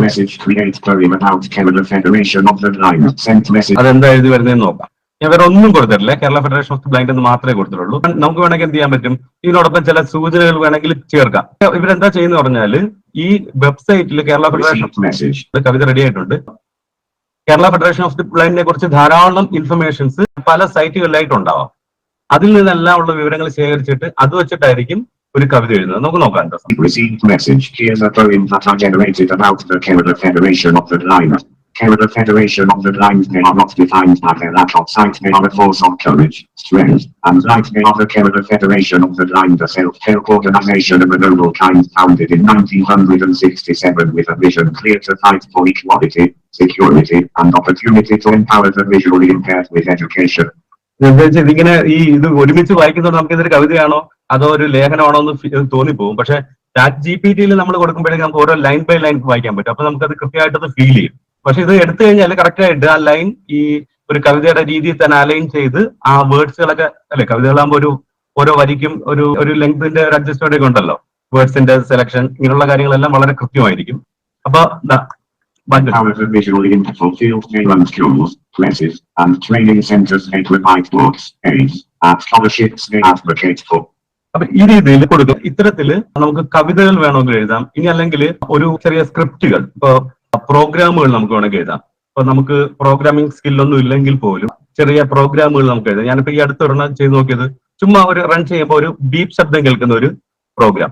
ഒന്നുമില്ല, ഞാൻ അത്രേ കൊടുത്തുള്ളൂ. Create a Python script for beep sound. നമുക്ക് എന്തായാലും ഒന്ന് ക്രിയേറ്റ് ചെയ്ത് നോക്കാം, അതായിരിക്കുമല്ലോ കുറച്ച് നല്ലത്. Create a Python program for beep sound. എന്താ സംഭവിക്കുന്നു നോക്കാം. Sent message, create a Python program for. ഈ പൈത്തൺ എന്ന് പറയുന്നത് കമ്പ്യൂട്ടർ പ്രോഗ്രാം എഴുതുന്ന ഒരു ലാംഗ്വേജ് ആണ്. ഇപ്പൊ ചിലപ്പോ എന്താണ് ഈ പൈത്തൺ എന്ന സംശയം വരാൻ കുറച്ച് പേർക്കെങ്കിലും. ഇപ്പൊ നമ്മൾ കമ്പ്യൂട്ടറിൽ ഓരോ പ്രോഗ്രാമുകൾ എഴുതുന്ന കമ്പ്യൂട്ടറിന് മനസ്സിലാവുന്ന ചില ഭാഷകൾ ഉപയോഗിച്ചിട്ടാണ്. അപ്പൊ അതിലൊരു ഭാഷയാണ് പൈത്തൺ. C++ എന്നൊക്കെ പറഞ്ഞ പല ലാംഗ്വേജസ് ഉണ്ട്. നോക്കട്ടെ അത് ജനറേറ്റ് ചെയ്യുന്ന കോഡ് എങ്ങനെയാണ്. Received message. Here's a Python program that I generated for making a beep sound. Number import the win sound library, import win sound number, set the frequency and duration of the beep sound, frequency equals item number, inverts duration equals a new number. Okay, ഇത് ഇങ്ങനെ വായിച്ചുകൊണ്ട് പോയ കാര്യമായിട്ട് ആർക്കും ചിലപ്പോൾ മനസ്സിലാവില്ല, കാരണം ഇത് programming language ആണ്. ഈ രീതിയിലാണ് പ്രോഗ്രാം എഴുതി പോണത്. അപ്പൊ ഈ കോഡ് നമുക്ക് ഇവിടെ നിന്ന് കോപ്പി ചെയ്ത് ഒരു ടെക്സ്റ്റ് ഫയലിൽ പേസ്റ്റ് ചെയ്ത് ഈ പൈത്തൺ ഫയലുകളുടെ എക്സ്റ്റൻഷൻ എന്ന് പറഞ്ഞാൽ .py ആണ്. അപ്പൊ നമ്മള് വേർഡ് ഫയലിന് .docx എന്നൊക്കെ പറയുന്നത് പോലെ പൈത്തൺ .py എന്നിട്ട് സേവ് ചെയ്തിട്ട് റൺ ചെയ്ത് കഴിഞ്ഞാൽ ഇത് ബീപ്പ് ശബ്ദം കേൾപ്പിച്ചോളും. ഇതിപ്പോ ഞാൻ ക്രിയേറ്റ് ചെയ്തതേ ഉള്ളൂ. ഇതേപോലെ നമുക്ക് ഓരോ പ്രോഗ്രാം ഭയങ്കര കോംപ്ലിക്കേറ്റഡ് ആയിട്ട് ചെയ്യണമെങ്കിൽ അതനുസരിച്ചുള്ള ഇൻസ്ട്രക്ഷൻസ് കൊടുക്കേണ്ടി വരും. അപ്പൊ ഞാൻ ചുമ്മാ ഒരു ക്രിയേറ്റ് ആന്റിവൈറസ് കോഡ് എന്ന് പറഞ്ഞിട്ട് ക്രിയേറ്റ് ചെയ്ത് നോക്കി. ഒരു ബേസിക്സ് ആണ് ക്രിയേറ്റ് ചെയ്തത്. പക്ഷെ അതൊന്നും വെച്ചിട്ട് നമ്മൾ ഇപ്പോഴത്തുള്ള വലിയ ഭീകരനായ വൈറസുകളൊന്നും പിടിക്കില്ല. വളരെ കോംപ്ലിക്കേറ്റഡ് ആണ് ഒരു ആന്റിവൈറസ് പ്രോഗ്രാം എന്നൊക്കെ പറയുമ്പോഴേ. എന്നാലും അത്യാവശ്യം കാര്യങ്ങളൊക്കെ ചെയ്യാം. നേരത്തെ പറഞ്ഞ പോലെ ഇതിന്റെ ഒരു ബീറ്റ വേർഷൻ ആണ്. ഇതിന്റെ ഭാവി എന്ന് പറഞ്ഞാൽ നമ്മളൊക്കെ പ്രതീക്ഷിക്കുന്നതിനപ്പുറമാണ്. നമ്മൾ ഇതിന്റെ ലാസ്റ്റ് ഘട്ടത്തിൽ അതിലേക്ക് വരാം. നമുക്ക് ഇപ്പൊ ഈ രീതിയിൽ നമുക്ക് പ്രോഗ്രാം ജനറേറ്റ് ചെയ്യാം. നമുക്ക് ഇതിനെ കൊണ്ട് ഒരു ട്രാൻസ്ലേറ്റ് ചെയ്യിക്കാം. ഒരു ഡോക്യുമെന്റ് ഒരു കുറച്ച് കാര്യങ്ങൾ എഴുതിയിട്ട് ഇത് മലയാളത്തിലേക്ക് ട്രാൻസ്ലേറ്റ് ചെയ്യാൻ പറഞ്ഞാൽ ട്രാൻസ്ലേറ്റ് ചെയ്യാം. കുറെ കാര്യങ്ങൾ കൊടുത്തിട്ട് അത് സമ്മറൈസ് ചെയ്ത് അതിന്റെ ഒരു ചുരുക്കം പറയാൻ പറഞ്ഞാൽ അത് ചെയ്യും. അങ്ങനെയുള്ള ധാരാളം ജോലികൾ, സാധാരണ ഒരു മനുഷ്യാധ്വാനം വേണ്ട, മനുഷ്യന്റെ ബുദ്ധിശക്തി വേണ്ട ജോലികളൊക്കെ ഇതിൽ ചെയ്യാൻ പറ്റും. പക്ഷെ ഇതിലെ മലയാളം ഞാൻ നോക്കിയെടുത്തോളം അത്ര അങ്ങോട്ട് ശരിയായിട്ടില്ല. ട്രാൻസ്ലേഷൻ ആണെങ്കിൽ പോലും ഒന്നും അത്ര അങ്ങോട്ട് പക്ക ആയിട്ടില്ല. കുറേയേറെ പരിമിതി അതിൽ നിലവിലുണ്ട്. അത് മെച്ചപ്പെടുമായിരിക്കാം. ഇനി നമ്മൾ നേരത്തെ പറഞ്ഞല്ലോ ഒരു എസ്സേ എഴുതണം അല്ലെങ്കിൽ അങ്ങനെയുള്ള കാര്യങ്ങളൊക്കെ ചെയ്യുമ്പോൾ ഈ മുമ്പ് നമുക്കുണ്ടായിരുന്ന ഒരു അഡ്വാൻറ്റേജ് ഇത് കണ്ടുപിടിക്കാൻ പറ്റും. ഒരാൾ ഗൂഗിളിൽ നിന്നൊക്കെ സെർച്ച് ചെയ്ത് തപ്പി പിടിച്ചൊരു കോപ്പി അടിച്ചുകൊണ്ട് വന്നു കഴിഞ്ഞാൽ കണ്ടുപിടിക്കാൻ പറ്റിയേനെ. പക്ഷെ ഈ ChatGPT നമുക്ക് വേണ്ടി തന്നെ ജനറേറ്റ് ചെയ്യുന്നതായതുകൊണ്ട് ഇത് കോപ്പി അടിയുന്ന ആണെന്ന് പോലും കണ്ടുപിടിക്കാൻ പറ്റില്ല എന്നുള്ള വിഷയമാണ്. ഓക്കെ, ഞാൻ ലാസ്റ്റ് വരാം. ഇനി ഞാൻ നേരത്തെ പറഞ്ഞ വിഷയം, നമുക്ക് ഏറ്റവും പ്രയാസം ഉണ്ടാക്കുന്ന ഒരു വിഷയം എന്താണ്? ചിത്രം വരയ്ക്കാൻ, അല്ലെ? ബാക്കിയൊക്കെ നമ്മൾ പിന്നെ ഒപ്പിക്കാം. കത്തെഴുതാം, കവിത എഴുതാം, കഥ എഴുതാം, ഇതൊക്കെ നമുക്ക് ചെയ്യാം. നമുക്ക് സാധിക്കില്ല എന്ന് വിചാരിക്കുന്ന ഒരു സാധനമാണ് ചിത്രം വരയ്ക്കുക എന്നുള്ളത്. ശരിയല്ലേ? എന്നാൽ ആർട്ടിഫിഷ്യൽ ഇന്റലിജൻസിന് ചിത്രം വരയ്ക്കാനും കഴിയും.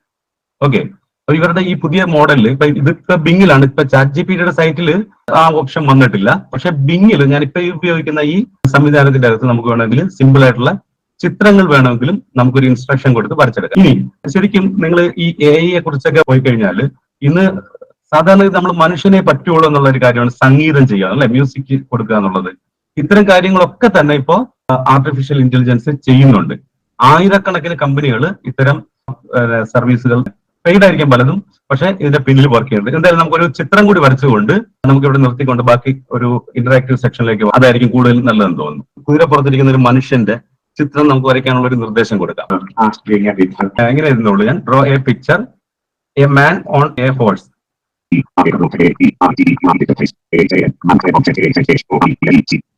ഓക്കെ, ഞാനത് എന്റർ കൊടുത്തിട്ടുണ്ട്. Sent message, draw a picture, a man on a horse. Received message. I'll try to create that. I will try to create that. ഇപ്പൊ കാണിച്ചിട്ടുണ്ട്. അത് തൊട്ട് താഴെ വരും. A man on a horse image created from Microsoft Bing grouping. Clickable describe an image that doesn't exist. List different items linked graphic. A man on a horse. ഇവിടെ ഒരു ഇത് വന്നിട്ടുണ്ട്, പിക്ചർ ഇവിടെ വന്നിട്ടുണ്ട്. പക്ഷെ അതേസമയം ഞാനൊന്ന് ഗാന്ധിജിയെ നമുക്ക് നമ്മുടെ കേരള സെക്രട്ടേറിയറ്റിന്റെ മുന്നിൽ നിർത്തിയാൽ എങ്ങനെ ഇരിക്കും? അങ്ങനെ ഒരു പിക്ചർ യഥാർത്ഥത്തിൽ ഇല്ലല്ലോ. ഞാൻ അത് നോക്കിയപ്പോഴത്തേക്ക് അവരുടെ പോളിസിയുമായി ബന്ധപ്പെട്ട എന്തോ ഇഷ്യൂ ഉണ്ടാണെന്നോ അത് വന്നില്ല. ഒരു കാർഡിന്റെ ബാക്ക്ഗ്രൗണ്ടിൽ ഒരു കുതിര, അങ്ങനെ പല രീതിയിൽ കൊടുത്തു നോക്കിയപ്പോൾ ഇതെല്ലാം ക്രിയേറ്റ് ആയി വരുന്നുണ്ട്. ഇതിപ്പോ ChatGPTയുടെ സൈറ്റിൽ നേരിട്ട് പോയത് കിട്ടില്ല. ഇത് ബിങ്ങിൽ ഇപ്പൊ അവൈലബിൾ ആയുള്ളൂ. അതുപോലെ തന്നെ ഓപ്പൺ AI ഡാലി എന്നൊരു സർവീസ് ഉണ്ട്. ഈ ഓപ്പൺ AI നമ്മുടെ ChatGPT മാത്രമല്ല ഉള്ളത്. അതങ്ങ് ഹിറ്റായപ്പോൾ അവരുടെ മറ്റു സർവീസുകളൊക്കെ അങ്ങ് പലരും മറന്നുപോയി. ഡാലി എന്ന് പറഞ്ഞിട്ടൊരു സർവീസ് ഉണ്ട്. ഈ ഇമേജ് ക്രിയേഷൻ തന്നെയാണ് അവരുടെ. ആ സംവിധാനത്തിൽ മെയിൻ. ആർട്ടിഫിഷ്യൽ ഇന്റലിജൻസ് കൊണ്ട് നമ്മൾ ഒരു സിറ്റുവേഷൻ കൊടുക്കുന്നു, ആ സിറ്റുവേഷനനുസരിച്ചുള്ള ചിത്രം വരച്ചു തരും. ഓക്കെ, അപ്പൊ ഞാൻ ഇതിൽ പ്രാക്ടിക്കൽ ആയിട്ടുള്ളത് ഇത്രയും നിർത്തുവാണ് തൽക്കാലം. മറ്റൊരു സന്ദർഭത്തിൽ നമുക്ക് കുറച്ചും കൂടി അടുത്തൊരു ലെവലിൽ ചെയ്യാം. കാരണം ഞാൻ നേരത്തെ പറഞ്ഞ കുറെ ടെക്നിക്കൽ പ്രശ്നങ്ങൾ ഇവിടെ ഉണ്ട്. ഞാനൊരു പരുവത്തിനാണ് ഇത് ഒപ്പിച്ചുകൊണ്ടിരിക്കുന്നത്. അപ്പൊ നമുക്ക് ഇന്ററാക്ഷനിലേക്ക് നമുക്ക് പോവാം. എന്നെ അൺമ്യൂട്ട് ചെയ്തിട്ട് ഇതുമായി ബന്ധപ്പെട്ട് നിങ്ങൾക്ക് ചോദ്യങ്ങളുണ്ടെങ്കിൽ ചോദിക്കാം. പറയാം. എനിക്ക് ഡൗട്ട് എന്ന് പറഞ്ഞാൽ ഈ ടെലഗ്രാം ബോട്ടുകൾ പലതരം അവൈലബിൾ ആയിട്ടുണ്ട് GPT. അപ്പൊ അതാണ് യൂസ് ചെയ്യാൻ നല്ലത്, അതോ നമ്മുടെ സൈറ്റ് തന്നെയാണോ യൂസ് ചെയ്യേണ്ടത്? ഈ ടെലഗ്രാം ബോട്ട് അവൈലബിൾ ആണ്. പക്ഷെ അതിൽ ഞാൻ നോക്കിയെടുത്തോളം 4 മെസ്സേജുകളൊക്കെ ഒറ്റ ദിവസം അവർ സമ്മതിക്കുന്നുള്ളൂ. അതിന് ലിമിറ്റേഷൻ ഉണ്ട്. മൊബൈൽ ഉപയോഗിക്കുന്നില്ല. ഞാനത് കാണിക്കാണ്ടിരുന്നതാണ്. സമയം ഉണ്ടെങ്കിൽ ഞാൻ കാണിച്ചു തരാം. പല ആപ്പുകളും ട്രൈ ചെയ്ത് നോക്കി, പല ബോട്ടുകളും ട്രൈ ചെയ്ത് നോക്കിയിട്ട് എന്റെ എക്സ്പീരിയൻസിൽ മൊബൈൽ ഉപയോഗിക്കാൻ ഏറ്റവും നല്ലത് ബിങ്ങിന്റെ ഒരു ആപ്പ് അവൈലബിൾ ആണ്. ആ ബിങ് ആപ്പ് ഞാനതൊന്ന് ജസ്റ്റ് ഓപ്പൺ ചെയ്ത്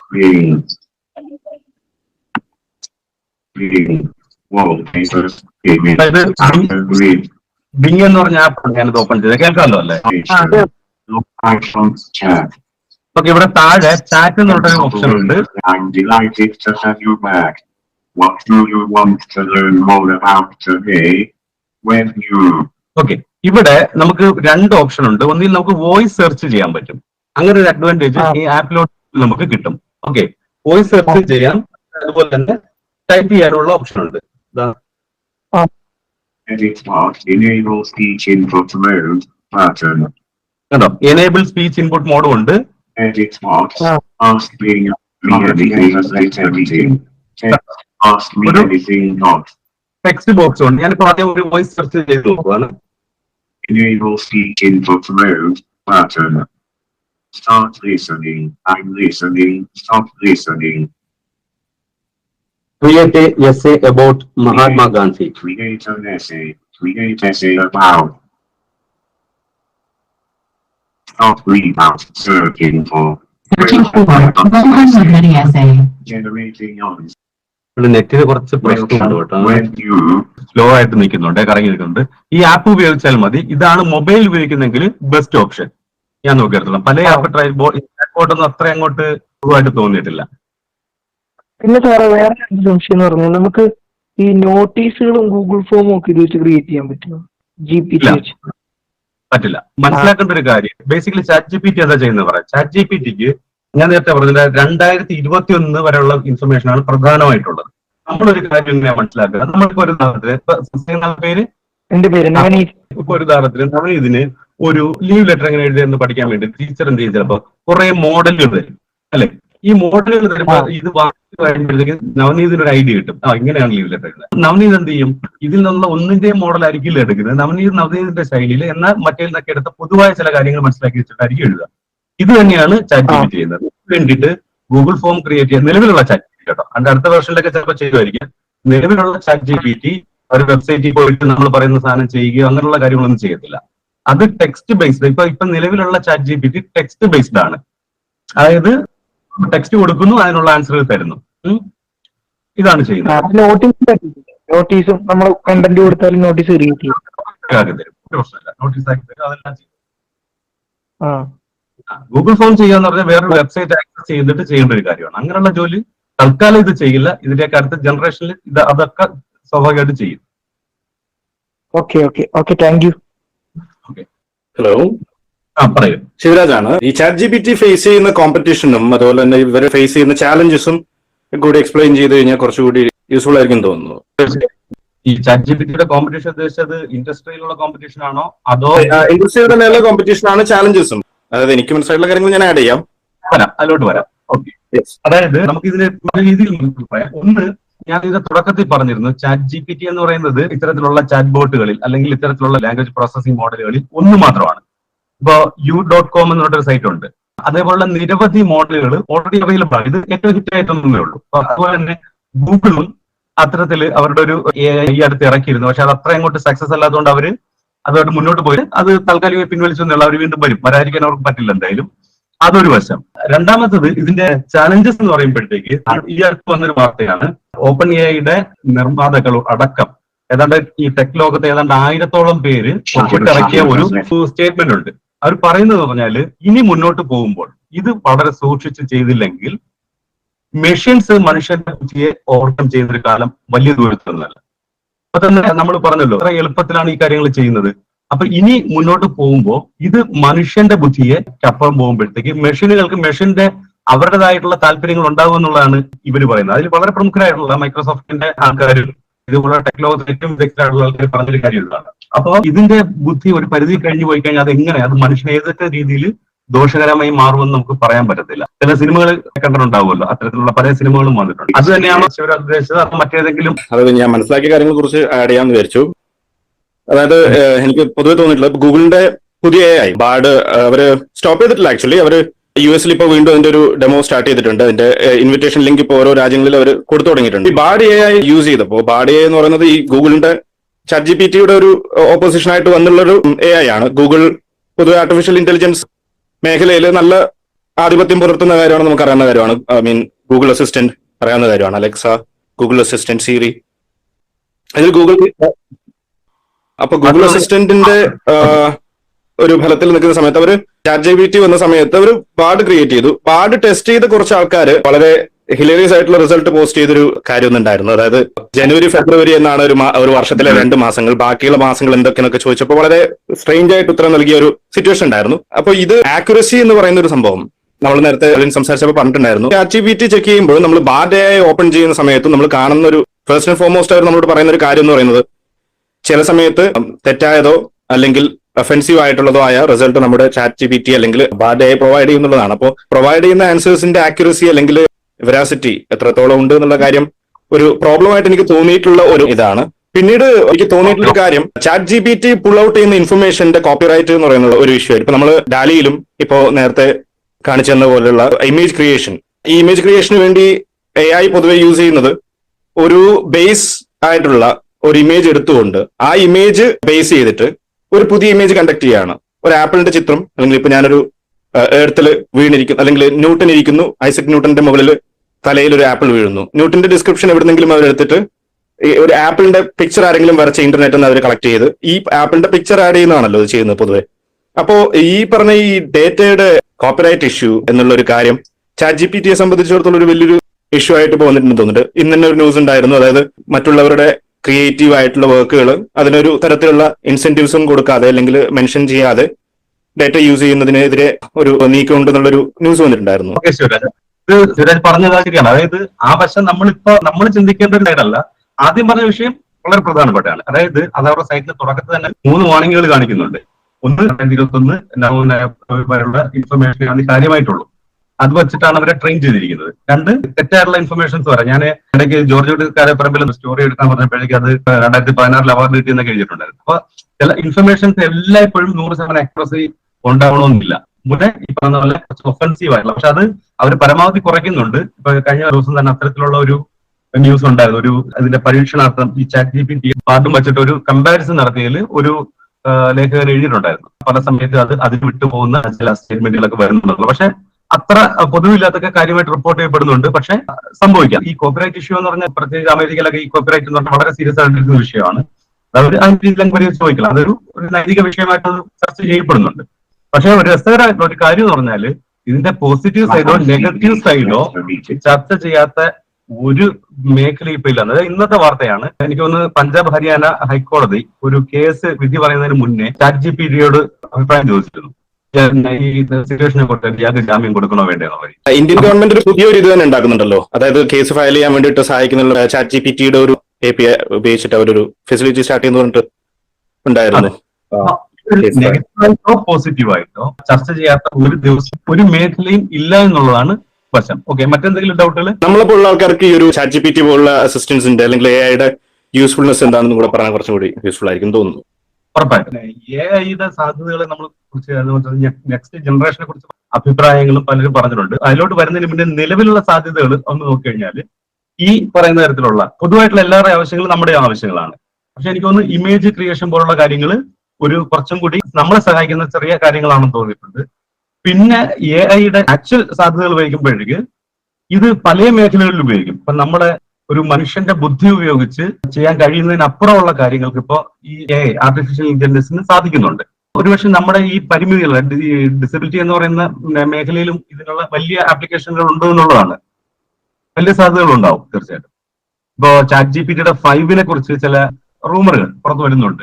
ഇത് ടെക്സ്റ്റിന് പുറമെ വീഡിയോസും അല്ലെങ്കിൽ ഓഡിയോസും ഉൾപ്പെടെയുള്ള ഏത് മോഡിലുള്ള ഡേറ്റയും പ്രോസസ് ചെയ്യാനും അതിനെ വിശകലനം ചെയ്യാനും അത് ക്രിയേറ്റ് ചെയ്യാനും പറ്റുന്ന തരത്തിലോട്ട് മാറുമെന്നുള്ള പറയുന്നുണ്ട്. അതുപോലെ റോബോട്ടിക്സിൽ ഇപ്പൊ തൊട്ടു മുന്നേ ചോദിച്ചല്ലോ നമുക്ക് ഗൂഗിൾ ഫോം ചെയ്തു തരാൻ പറ്റുമോ എന്നുള്ളത്.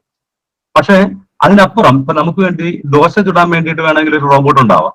ആ റോബോട്ടിനുള്ള വിവരങ്ങൾ, അതിനുവേണ്ട റെസിപ്പി വേണമെങ്കിൽ ChatGPT ക്രിയേറ്റ് ചെയ്യും. ഓക്കെ, ഞാനത് പറയാൻ വിട്ടുപോയ സാധനമാണ്. റെസിപ്പി ക്രിയേറ്റ് ചെയ്യാനും ChatGPTക്ക് പറ്റും. ഇപ്പൊ നമ്മൾ റെസിപ്പി ഓഫ് ഹൈദരാബാദ് ബിരിയാണി എന്ന് കൊടുക്കുകയാണെങ്കിൽ അതിന്റെ ഗൂഗിളിലാണെങ്കിൽ എന്താ ചെയ്യാം, അതിന്റെ കുറച്ച് വീഡിയോസ് വരും, കുറച്ച് സൈറ്റുകൾ വരും, അങ്ങനെയുള്ള കുറച്ച് സംഭവങ്ങളായിരിക്കും വരിക. പക്ഷെ ഇതങ്ങനല്ല, ChatGPT ക്രിയേറ്റീവ് ആയിട്ടുള്ള ഒരു സംഗതി കൊണ്ടുവരും, അതനുസരിച്ച് ചെയ്യും. ഓക്കെ, പറഞ്ഞു വന്ന ഇതാണ്. നമുക്ക് അശ്ലീംബേന്റെ മേഖലയിലോട്ട് വരുമ്പോഴത്തേക്ക് ഇപ്പൊ self driving car, okay, self driving കാറിലൊക്കെ അത് നമ്മളെ സംബന്ധിച്ചിടത്തോളം വളരെ അഡ്വാൻറ്റേജ് ഉള്ള സാധനമായിരിക്കും. ഇവിടെ AI-ക്ക് വലിയ സാധ്യതകളുണ്ട്, വലിയ രീതിയിൽ അത് ഭാവിയിൽ ഉപയോഗിക്കും. ഇപ്പോഴും ഓൾറെഡി അത് ഒരു പരിധി വരെ ഉപയോഗിക്കുന്നുണ്ട്. പക്ഷെ അതിന്റെ സാധ്യത കൂടുന്നതോടുകൂടി കുറേയും കൂടി അഡ്വാൻസ്ഡ് ആയിട്ടുള്ള ഈ സെൽഫ് ഡ്രൈവിംഗ് കാറുകൾ, ഓട്ടോണമസ് ആയിട്ടുള്ള കാറുകളൊക്കെ, വാഹനങ്ങളൊക്കെ വരാനുള്ള സാധ്യതകളുണ്ട്. ഇൻവിഷനിൽ ഇപ്പോ ChatGPT-യുടെ ഇന്റഗ്രേഷൻ അവർ ചെയ്യുന്നുണ്ടെന്ന് പറയുന്നുണ്ടല്ലോ.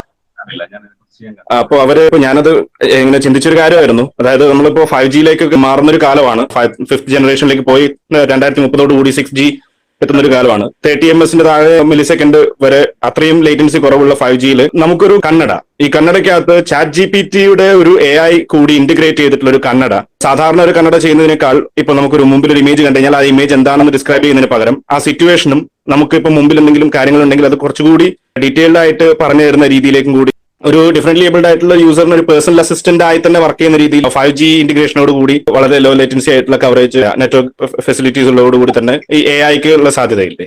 ഉറപ്പായിട്ടും. അതായത് ഇപ്പോഴും ഓൾറെഡി ഈ പറയുന്ന ഇമേജ് പ്രോസസിംഗ് എന്ന് പറയുന്നത് തന്നെ ഒരു പരിധി വരെ AI-യുടെ സാധ്യതകൾ ഉപയോഗിക്കുന്നുണ്ട്. പക്ഷെ ഇത് ഈ പറഞ്ഞ പോലെ അടുത്തൊരു ജനറേഷൻ AI വരുമ്പോഴത്തേക്ക് ഈ സീനുകളൊക്കെ ഇപ്പൊ വളരെ പരിമിതമായ രീതിയിലാണ് ഡിസ്ക്രൈബ് ചെയ്യുന്നത്. വിചാരിച്ചത് ഉദാഹരണത്തിന് നമ്മളിപ്പോ ഒരു പിക്ചർ നമ്മൾ നോക്കുകയാണെങ്കിൽ നമ്മളൊരു കണ്ണട വെച്ചിട്ടുണ്ട്, മുമ്പിലൊരു ബോക്സ് ഉണ്ട്, ആ ബോക്സിന് മുകളിൽ ഒരു പേപ്പർ ഉണ്ട്, ആ പേപ്പറിന് സൈഡിലായി അല്ലെങ്കിൽ ആ ബോക്സിന് സൈഡിലായി ഒരു ചെയറിൽ ഒരു മിഡിൽ ഏജ്ഡ് മാൻ ഇരിക്കുന്നു എന്ന് മാത്രം പറയും. പക്ഷെ നമ്മളിപ്പോ ChatGPT എല്ലാവരും പരിചയപ്പെട്ടതുമാണ്. അപ്പൊ അതിനകത്ത് നമുക്ക് എന്താണ് അവർ ചെയ്യുന്നത്, അല്ലെങ്കിൽ ഈ പേപ്പറിൽ എന്താണ് കണ്ടന്റ് എന്നുള്ള കൂടെ ഡീറ്റെയിൽഡ് ആയിട്ടുള്ള ഒരു വ്യക്തി നമുക്ക് എക്സ്പ്ലെയിൻ ചെയ്തു തരുന്ന പോലെ ഒരു സാധ്യത കൂടെ ഇല്ലേ എന്നുള്ളതാണ്. പിന്നെ നളിൻ നേരത്തെ പറഞ്ഞിട്ടുണ്ടായിരുന്നല്ലോ സാർ, അതായത് സോഫിയ പോലുള്ള റോബോട്ട് നമുക്ക് 2017-18 സമയത്തെ ഉള്ളതാണ്. ഈ സോഫിയ പോലുള്ള ഒരു റോബോട്ടിനകത്ത് ChatGPT പോലുള്ള ഇത്രയും ഡെവലപ്ഡ് ആയിട്ടുള്ള ഒരു ലാംഗ്വേജ് പ്രോസസിംഗ് ഒരു AI കൂടി ഇന്റഗ്രേറ്റ് ചെയ്താൽ ഒരു കാഴ്ചയില്ലാത്ത ആളെ സംബന്ധിച്ചിടത്തോളം അത് നമുക്ക് തരുന്ന ഡീറ്റെയിൽസ് എന്ന് പറയുന്നത് വളരെ ഡീറ്റെയിൽഡ് ആയിരിക്കില്ലേ? ഇൻക്ലൂഡിംഗ് 5G and 6G-യുടെ ഇന്റഗ്രേഷനും കൂടെ നമുക്ക് കൂടാണ്, വളരെ ലോ ലേറ്റൻസി ആയിട്ടുള്ള നെറ്റ്വർക്ക് ഇന്റഗ്രേഷനും കൂടിയാൽ തീർച്ചയായിട്ടും. അതായത് ഇപ്പൊ സോഫിയ പോലുള്ള ഒരു റോബോട്ട് വളരെ നന്നായിട്ട്, നിങ്ങൾ ചിലപ്പോൾ അതിന്റെ വീഡിയോസ് കണ്ടിട്ടുണ്ടാവും കുറെ പേര്, വളരെ നന്നായിട്ട് വളരെ നാച്ചുറൽ ആയിട്ട് തന്നെ അത് റെസ്പോണ്ട് ചെയ്യുന്നുണ്ട്. ഭാവിയിൽ ഈ നമ്മുടെ ഗൈഡ് ഡോഗിനൊക്കെ പകരം ഈ റോബോട്ടിക്സ് ഒക്കെ വളരെയേറെ വികസിച്ച് വരുന്നുണ്ടും അവിടുത്തെ സ്വാഭാവികമായിട്ട് മാസ് പ്രൊഡക്ഷൻ വരുമ്പോഴേക്ക് പ്രൈസ് താഴോട്ട് വരും. ഒരുപക്ഷെ ഭാവിയിൽ ഈ ഗൈഡ് ഡോഗുകൾക്കൊക്കെ പകരം നമുക്ക് ഈ പറയുന്ന പോലെ നമ്മളെ ഗൈഡ് ചെയ്യുന്ന റോബോട്ടുകൾ, അത് ഗ്ലാസ് നിരക്കാവാം, അതല്ലെങ്കിൽ കുറച്ചും കൂടി ഒരു രൂപമുള്ള ഒരു റോബോട്ട് തന്നെ ആവാം നമുക്ക് വേണ്ടി പല പ്രവർത്തികളും ചെയ്യുന്നത്. കാരണം ഇതെല്ലാം സാധ്യമാകും. ഓക്കെ, മറ്റെന്തെങ്കിലും ഞാൻ തന്നെ ചോദിക്കുകയാണ് സാർ, മനുഷ്യന്റെ ക്രിയേറ്റിവിറ്റി ഓവർകം ചെയ്യാനുള്ള സാധ്യത AI-ക്കുണ്ടോ? അത്രയും സാധ്യത കുറവാണ്. എന്താണെന്ന് വെച്ച് കഴിഞ്ഞാല് വളരെ ഇതുണ്ടെങ്കിലും ഈ ഫീലിങ്സ് എന്ന് പറയുന്ന സാധനം അത് കുറച്ചും കൂടി ഒരു കാഴ്ച കാണുമ്പോൾ മനുഷ്യന് ഇപ്പൊ ഒരാള് ക്ഷീണിച്ചു വരുന്നു എന്നൊരു പടമാണ് അല്ലെങ്കിൽ ഒരു ഇതാണ് കാണുന്നതെങ്കിൽ മനുഷ്യനെ അതിനെ മനസ്സിലാക്കുന്ന അതിന്റെ പിന്നിലുള്ള കുറെ കാര്യങ്ങൾ മനസ്സിലാക്കിയേക്കാം. പക്ഷെ മെഷീൻ അത്രത്തോളം ക്രിയേറ്റീവ് ആവണമെങ്കിൽ ആയിക്കൂടാന്നൊന്നുമില്ല. കാരണം ഞാൻ നേരത്തെ പറഞ്ഞല്ലോ, ടെക് ലോകത്തെ വിദഗ്ധർ പറഞ്ഞിരിക്കുന്ന ഇനി AI-യുടെ വികസനം സൂക്ഷിച്ചു വേണം, അല്ലെങ്കിൽ അത് മനുഷ്യരാശിക്ക് തന്നെ അത് ചിലപ്പോൾ ബുദ്ധിമുട്ടാവുന്ന രീതിയിലേക്ക് പോയേക്കാന്ന് പറയുന്നുണ്ട്. ഒരുപക്ഷെ ഭാവിയിൽ വന്നേക്കാം. പക്ഷെ അത് അപ്പോഴും ഒരു മനുഷ്യനെ പോലെ അത് ആവുമോ, മനുഷ്യന്റെ ക്രിയേറ്റിവിറ്റി പോലെ ആവുമോ എന്ന് ചോദിച്ചു കഴിഞ്ഞാൽ സംശയകരമാണ്. എപ്പോഴും മനുഷ്യനൊരു സ്പേസ് ഉണ്ട് എന്ന് വിശ്വസിക്കുന്ന ഒരാളാണ് ഞാൻ. എത്രയൊക്കെ മെഷീൻ വന്നാലും അവിടെ മനുഷ്യന്, നേരത്തെ അതിന്റെ ഒരു ഫിലോസഫി സൈഡ് പറഞ്ഞു കഴിഞ്ഞു അല്ലെ, സ്നേഹം എന്ന് പറയുന്ന സാധനം ഒരു മെഷീൻ ഒരിക്കലും പ്രൊവൈഡ് ചെയ്യുമെന്ന് തോന്നുന്നില്ല. സാന്നിധ്യമാവാൻ ഒരു മെഷീന് കഴിയുമെന്ന് തോന്നുന്നില്ല. ഇപ്പൊ ഞാൻ ചോദിച്ചൊരു ചോദ്യം തന്നെ ഞാൻ ChatGPT-യിൽ ടെസ്റ്റ് ചെയ്തിട്ടുണ്ടായിരുന്നു. നോർമലായിട്ട് നമ്മളൊരു പാലസിന്റെ ചിത്രം വരയ്ക്കാനായിട്ട് പറഞ്ഞാൽ ChatGPT സ്വാഭാവികമായിട്ടും ചെയ്യുന്ന ഒരു കാര്യമാണ്. എന്നാൽ ചൊവ്വയിലെ ക്രേറ്ററിന്റെ അരികിൽ ഒരു ഈവനിങ്ങിലുള്ള, അല്ലെങ്കിൽ ചൊവ്വയല്ല വ്യാഴത്തിന് മുകളിൽ ഒരു ക്രിയേറ്റീവ് ആയിട്ടുള്ള ഒരു ക്രിയേറ്റർ ക്രിയേറ്റ് ചെയ്ത് അതിനു മുകളിൽ ഒരു പാലസ്, ആ പാലസിന് മുമ്പിലായി നിൽക്കുന്ന ഹോഴ്സ് എന്ന് പറഞ്ഞാൽ പൊതുവെ ആ ഒരു ക്രിയേറ്റിവിറ്റിയോളം ഡെവലപ്പ് പിക്ചർ വരയ്ക്കാനായിട്ട് ChatGPT സാധിക്കില്ല. കാരണം വ്യാഴം നമുക്കറിയാം ഗ്യാസ് ജാന്റ് ആണ്, അപ്പോൾ തന്നെ റോക്കി പ്ലാനറ്റ് അല്ല. ഒരു ഗ്യാസിനകത്ത് ഫ്ലോട്ട് ചെയ്യുന്ന പാലസ് എന്നിങ്ങനെയുള്ള ടൈപ്പുള്ള ക്രിയേറ്റിവിറ്റി ChatGPTക്ക് ഇല്ലാന്ന് തന്നെയാണ് തോന്നിയിട്ടുള്ളത്. ടാസ്ക് ഓറിയന്റഡ് ആയിട്ടുള്ള അല്ലെങ്കിൽ തോട്ട് ഓറിയന്റഡ് ആയിട്ടുള്ള കാര്യങ്ങൾ കൊടുക്കുമ്പോൾ ChatGPT ഫെയിൽ ആവുന്നതായിട്ടാണ് ഞാൻ കണ്ടിട്ടുള്ളത്. ജസ്റ്റ് ഒന്ന് സാർ റിവ്യൂ ഒന്ന് ചോദിച്ചാൽ. ഇതിന്റെ ബീറ്റ വെർഷൻ മാത്രമാണ്, ഇതിന്റെ ഒരു തുടക്കം മാത്രമാണ്. അപ്പൊ അതുകൊണ്ട് വളരെ ക്രിയേറ്റീവ് ആയിട്ടുള്ള കാര്യങ്ങൾക്ക് ഫ്യൂച്ചറിൽ ചെയ്യാൻ പറ്റും. ഇപ്പോൾ AI ഡ്രോണിൽ ഘടിപ്പിച്ചിട്ടുള്ള ക്യാമറ ഉപയോഗിച്ചുകൊണ്ട് ഒരു സീൻ ഡിസ്ക്രൈബ് ചെയ്തുകൊണ്ട് ന്യൂസ് തയ്യാറാക്കുന്ന AI ഒക്കെ ഓൾറെഡി ഉണ്ട്. അപ്പൊ അതുകൊണ്ട് ഇപ്പൊ നമ്മളിപ്പോ കൊടുത്ത സാധനം ക്രിയേറ്റ് ചെയ്തിട്ടില്ല എന്ന് പറഞ്ഞിട്ട് അത് സാധ്യമല്ല എന്നല്ല അതിന്റെ അർത്ഥം. ഇപ്പൊ അത്ര ആയിട്ടില്ല എന്ന് മാത്രമേ അതിന്റെ അർത്ഥമുള്ളൂ. ഇപ്പൊ അതൊന്നും അത്ര ആയിട്ടില്ല എന്ന് മാത്രമേ തന്നെ മനസ്സിലാക്കേണ്ടതുള്ളൂ. പോസിബിലിറ്റി നമ്മൾ ഒരു ചിന്തിക്കുന്നതിനപ്പുറമായിരിക്കും എന്നുള്ളതാണ്. മറ്റെന്തെങ്കിലും ഓക്കെ, നമ്മൾ സമയം വല്ലാതെ വൈകിയെന്ന് തോന്നുന്നു. ഞാനിന്ന് ശരിക്കും ഡെമോൺസ്ട്രേറ്റ് ചെയ്യണമെന്ന് വിചാരിച്ചിരുന്ന ഇതൊന്നും അല്ലായിരുന്നു. കുറച്ചേറെ കാര്യങ്ങളുണ്ടായിരുന്നു. പക്ഷെ ഇവിടെ കാര്യമായ സാങ്കേതിക പ്രശ്നങ്ങൾ നേരിടുന്നുണ്ട്. നെറ്റിന്റെ പ്രശ്നം ഇടയ്ക്ക്, അതുപോലെ ഈ ChatGPTയുടെ സെർവറിന്റെ സൈഡിൽ നിന്ന് വലിയ ഇഷ്യൂസ് വരുന്നുണ്ട്. അപ്പൊ അതുകൊണ്ട് ഞാൻ ഉദ്ദേശിച്ച നിലയിലുള്ള കാര്യങ്ങൾ ഇവിടെ ഞാൻ ചെയ്തു എന്ന് എനിക്ക് തോന്നുന്നില്ല, ചെയ്തിട്ടില്ല. പലതും ഞാൻ ചെയ്യേണ്ടിയിരുന്ന കുറെ കാര്യങ്ങൾ, റെസിപ്പി അടക്കം പലതും നമുക്ക് മാറ്റി കൊടുത്തുള്ള കുറെ കാര്യങ്ങൾ ചെയ്യാൻ ഉദ്ദേശിച്ചിരുന്നു. പക്ഷെ അത് പറ്റില്ല. മറ്റെന്തെങ്കിലും സന്ദർഭങ്ങളിൽ അത് വേണമെങ്കിൽ നമുക്ക് ചെയ്യാം. ലാസ്റ്റ് നമുക്ക് സമയം വല്ലാതെ വൈകുന്ന ഒരു സാഹചര്യമുണ്ട്. നമുക്ക് അങ്ങനെയാണെങ്കിൽ ഇന്നത്തേക്ക് വൈൻഡപ്പ് ചെയ്യാമെന്ന് തോന്നുന്നു. അപ്പൊ നന്ദി അർപ്പിച്ചുകൊണ്ട് സംസാരിച്ചോ. ക്ഷണിക്കുന്നു. Good evening. നമ്മുടെ ഈ ഹെൻഗ 2K23 എന്ന പ്രോഗ്രാം ക്ലാസ് വളരെ മനോഹരമായി ഇതിൽ അവസാനിച്ചിരിക്കുകയാണ്. ഞങ്ങൾ പ്രതീക്ഷയിലും കൂടുതൽ ആൾക്കാർ വന്നിട്ടുണ്ട്. ഏകദേശം ഒരു 80 above ആൾക്കാരുണ്ടായിരുന്നു ഈ പ്രോഗ്രാമിൽ സ്റ്റാർട്ടിങ് തൊട്ട്. വളരെ നല്ല രീതിയിൽ തന്നെ നമുക്ക് ഈ ഒരു ക്ലാസ് അവസാനിപ്പിക്കാൻ പറ്റിയിട്ടുണ്ട്. ഫസ്റ്റ് ക്ലാസ് ആയിരുന്നു. നമ്മുടെ ഈ പ്രോഗ്രാമിന് സ്വാഗതം ആശംസിച്ചത് നമ്മുടെ യൂത്ത് ഫോറത്തിന്റെ സെക്രട്ടറി ആയിട്ടുള്ള രാജേഷ് ചേട്ടനാണ്. രാജേഷ് ചേട്ടന് നന്ദി അറിയിക്കുന്നു. അതുപോലെ നമ്മുടെ ഈ പ്രോഗ്രാമിന്റെ ക്ലാസ് എടുത്തിട്ടുണ്ടായിരുന്നത് യൂത്ത് ഫോറം പ്രസിഡന്റ് ആയിട്ടുള്ള വിനോദേട്ടനാണ്. വിനോദേട്ടന് നന്ദി അറിയിക്കുന്നു. അതുപോലെ നമ്മുടെ അധ്യക്ഷനായിട്ടുണ്ടായിരുന്നത് നമ്മുടെ അലീക്കയാണ്, യൂത്ത് ഫോറത്തിന്റെ വൈസ് പ്രസിഡന്റ്. അലീക്കയ്ക്ക് നന്ദി അറിയിക്കുന്നു. ആമുഖ പ്രഭാഷണം നടത്തിയിട്ടുണ്ടായിരുന്നത് KFB സംസ്ഥാന സെക്രട്ടറി ആയിട്ടുള്ള വിജയരാജ് സാറാണ്. സാറിന് ഞാൻ നന്ദി അറിയിക്കുകയാണ്. അതേപോലെ തന്നെ നമ്മുടെ ഉദ്ഘാടകനായിട്ട് ഇവിടെ എത്തിയിട്ടുണ്ടായിരുന്നത് നളിൻ സത്യൻ സാറായിരുന്നു. അപ്പൊ സാറിനും സാർ വളരെ നല്ല രീതിയിലൊരു മോട്ടിവേഷൻ പുറത്തൊരു ക്ലാസ് എടുത്തിട്ടുണ്ടായിരുന്നു നമുക്ക്. അപ്പൊ സാറിനെ നന്ദി അറിയിക്കുന്നു. അതേപോലെ നമ്മൾ ഈ ഒരു പ്രോഗ്രാം ഇത്രയും വളരെ മനോഹരമായ രീതിയിൽ അവസാനിപ്പിക്കാൻ കഴിഞ്ഞിട്ടുള്ളത് നിങ്ങൾ ഓരോരുത്തരുടെയും പങ്കാളിത്തമാണ്. കാരണം അത്രയും ആൾക്കാർ ഈ ഒരു ക്ലാസ് ഫസ്റ്റ് തന്നെ അറ്റൻഡ് ചെയ്തിട്ടുണ്ട്. അപ്പൊ നമ്മുടെ ക്ലാസ് വളരെ യൂസ്ഫുൾ ആയിട്ടുണ്ടെന്ന് എനിക്ക് തോന്നുന്നുണ്ട്. അതുകൊണ്ടായിരിക്കും ഇത്രയും തന്നെ ഇത്രയും ആൾക്കാർ അറ്റൻഡ് ചെയ്തിട്ടുള്ളത്. അപ്പൊ നെക്സ്റ്റ് ക്ലാസ്സിലൊക്കെ എല്ലാവരും പങ്കെടുക്കുക. ഈ ഒരു പ്രോഗ്രാം അറ്റൻഡ് ചെയ്ത എല്ലാവർക്കും, അതുപോലെ ഞങ്ങളുടെ യൂത്ത് ഫോറത്തിന്റെ മറ്റ് ഭാരവാഹികൾക്കും നന്ദി അറിയിച്ചുകൊണ്ട് നിർത്തുന്നു. Thank you. ഹരിശ്രീ. അപ്പൊ നമുക്ക് ഈ ചടങ്ങ് അവസാനിപ്പിക്കാം സാറേ.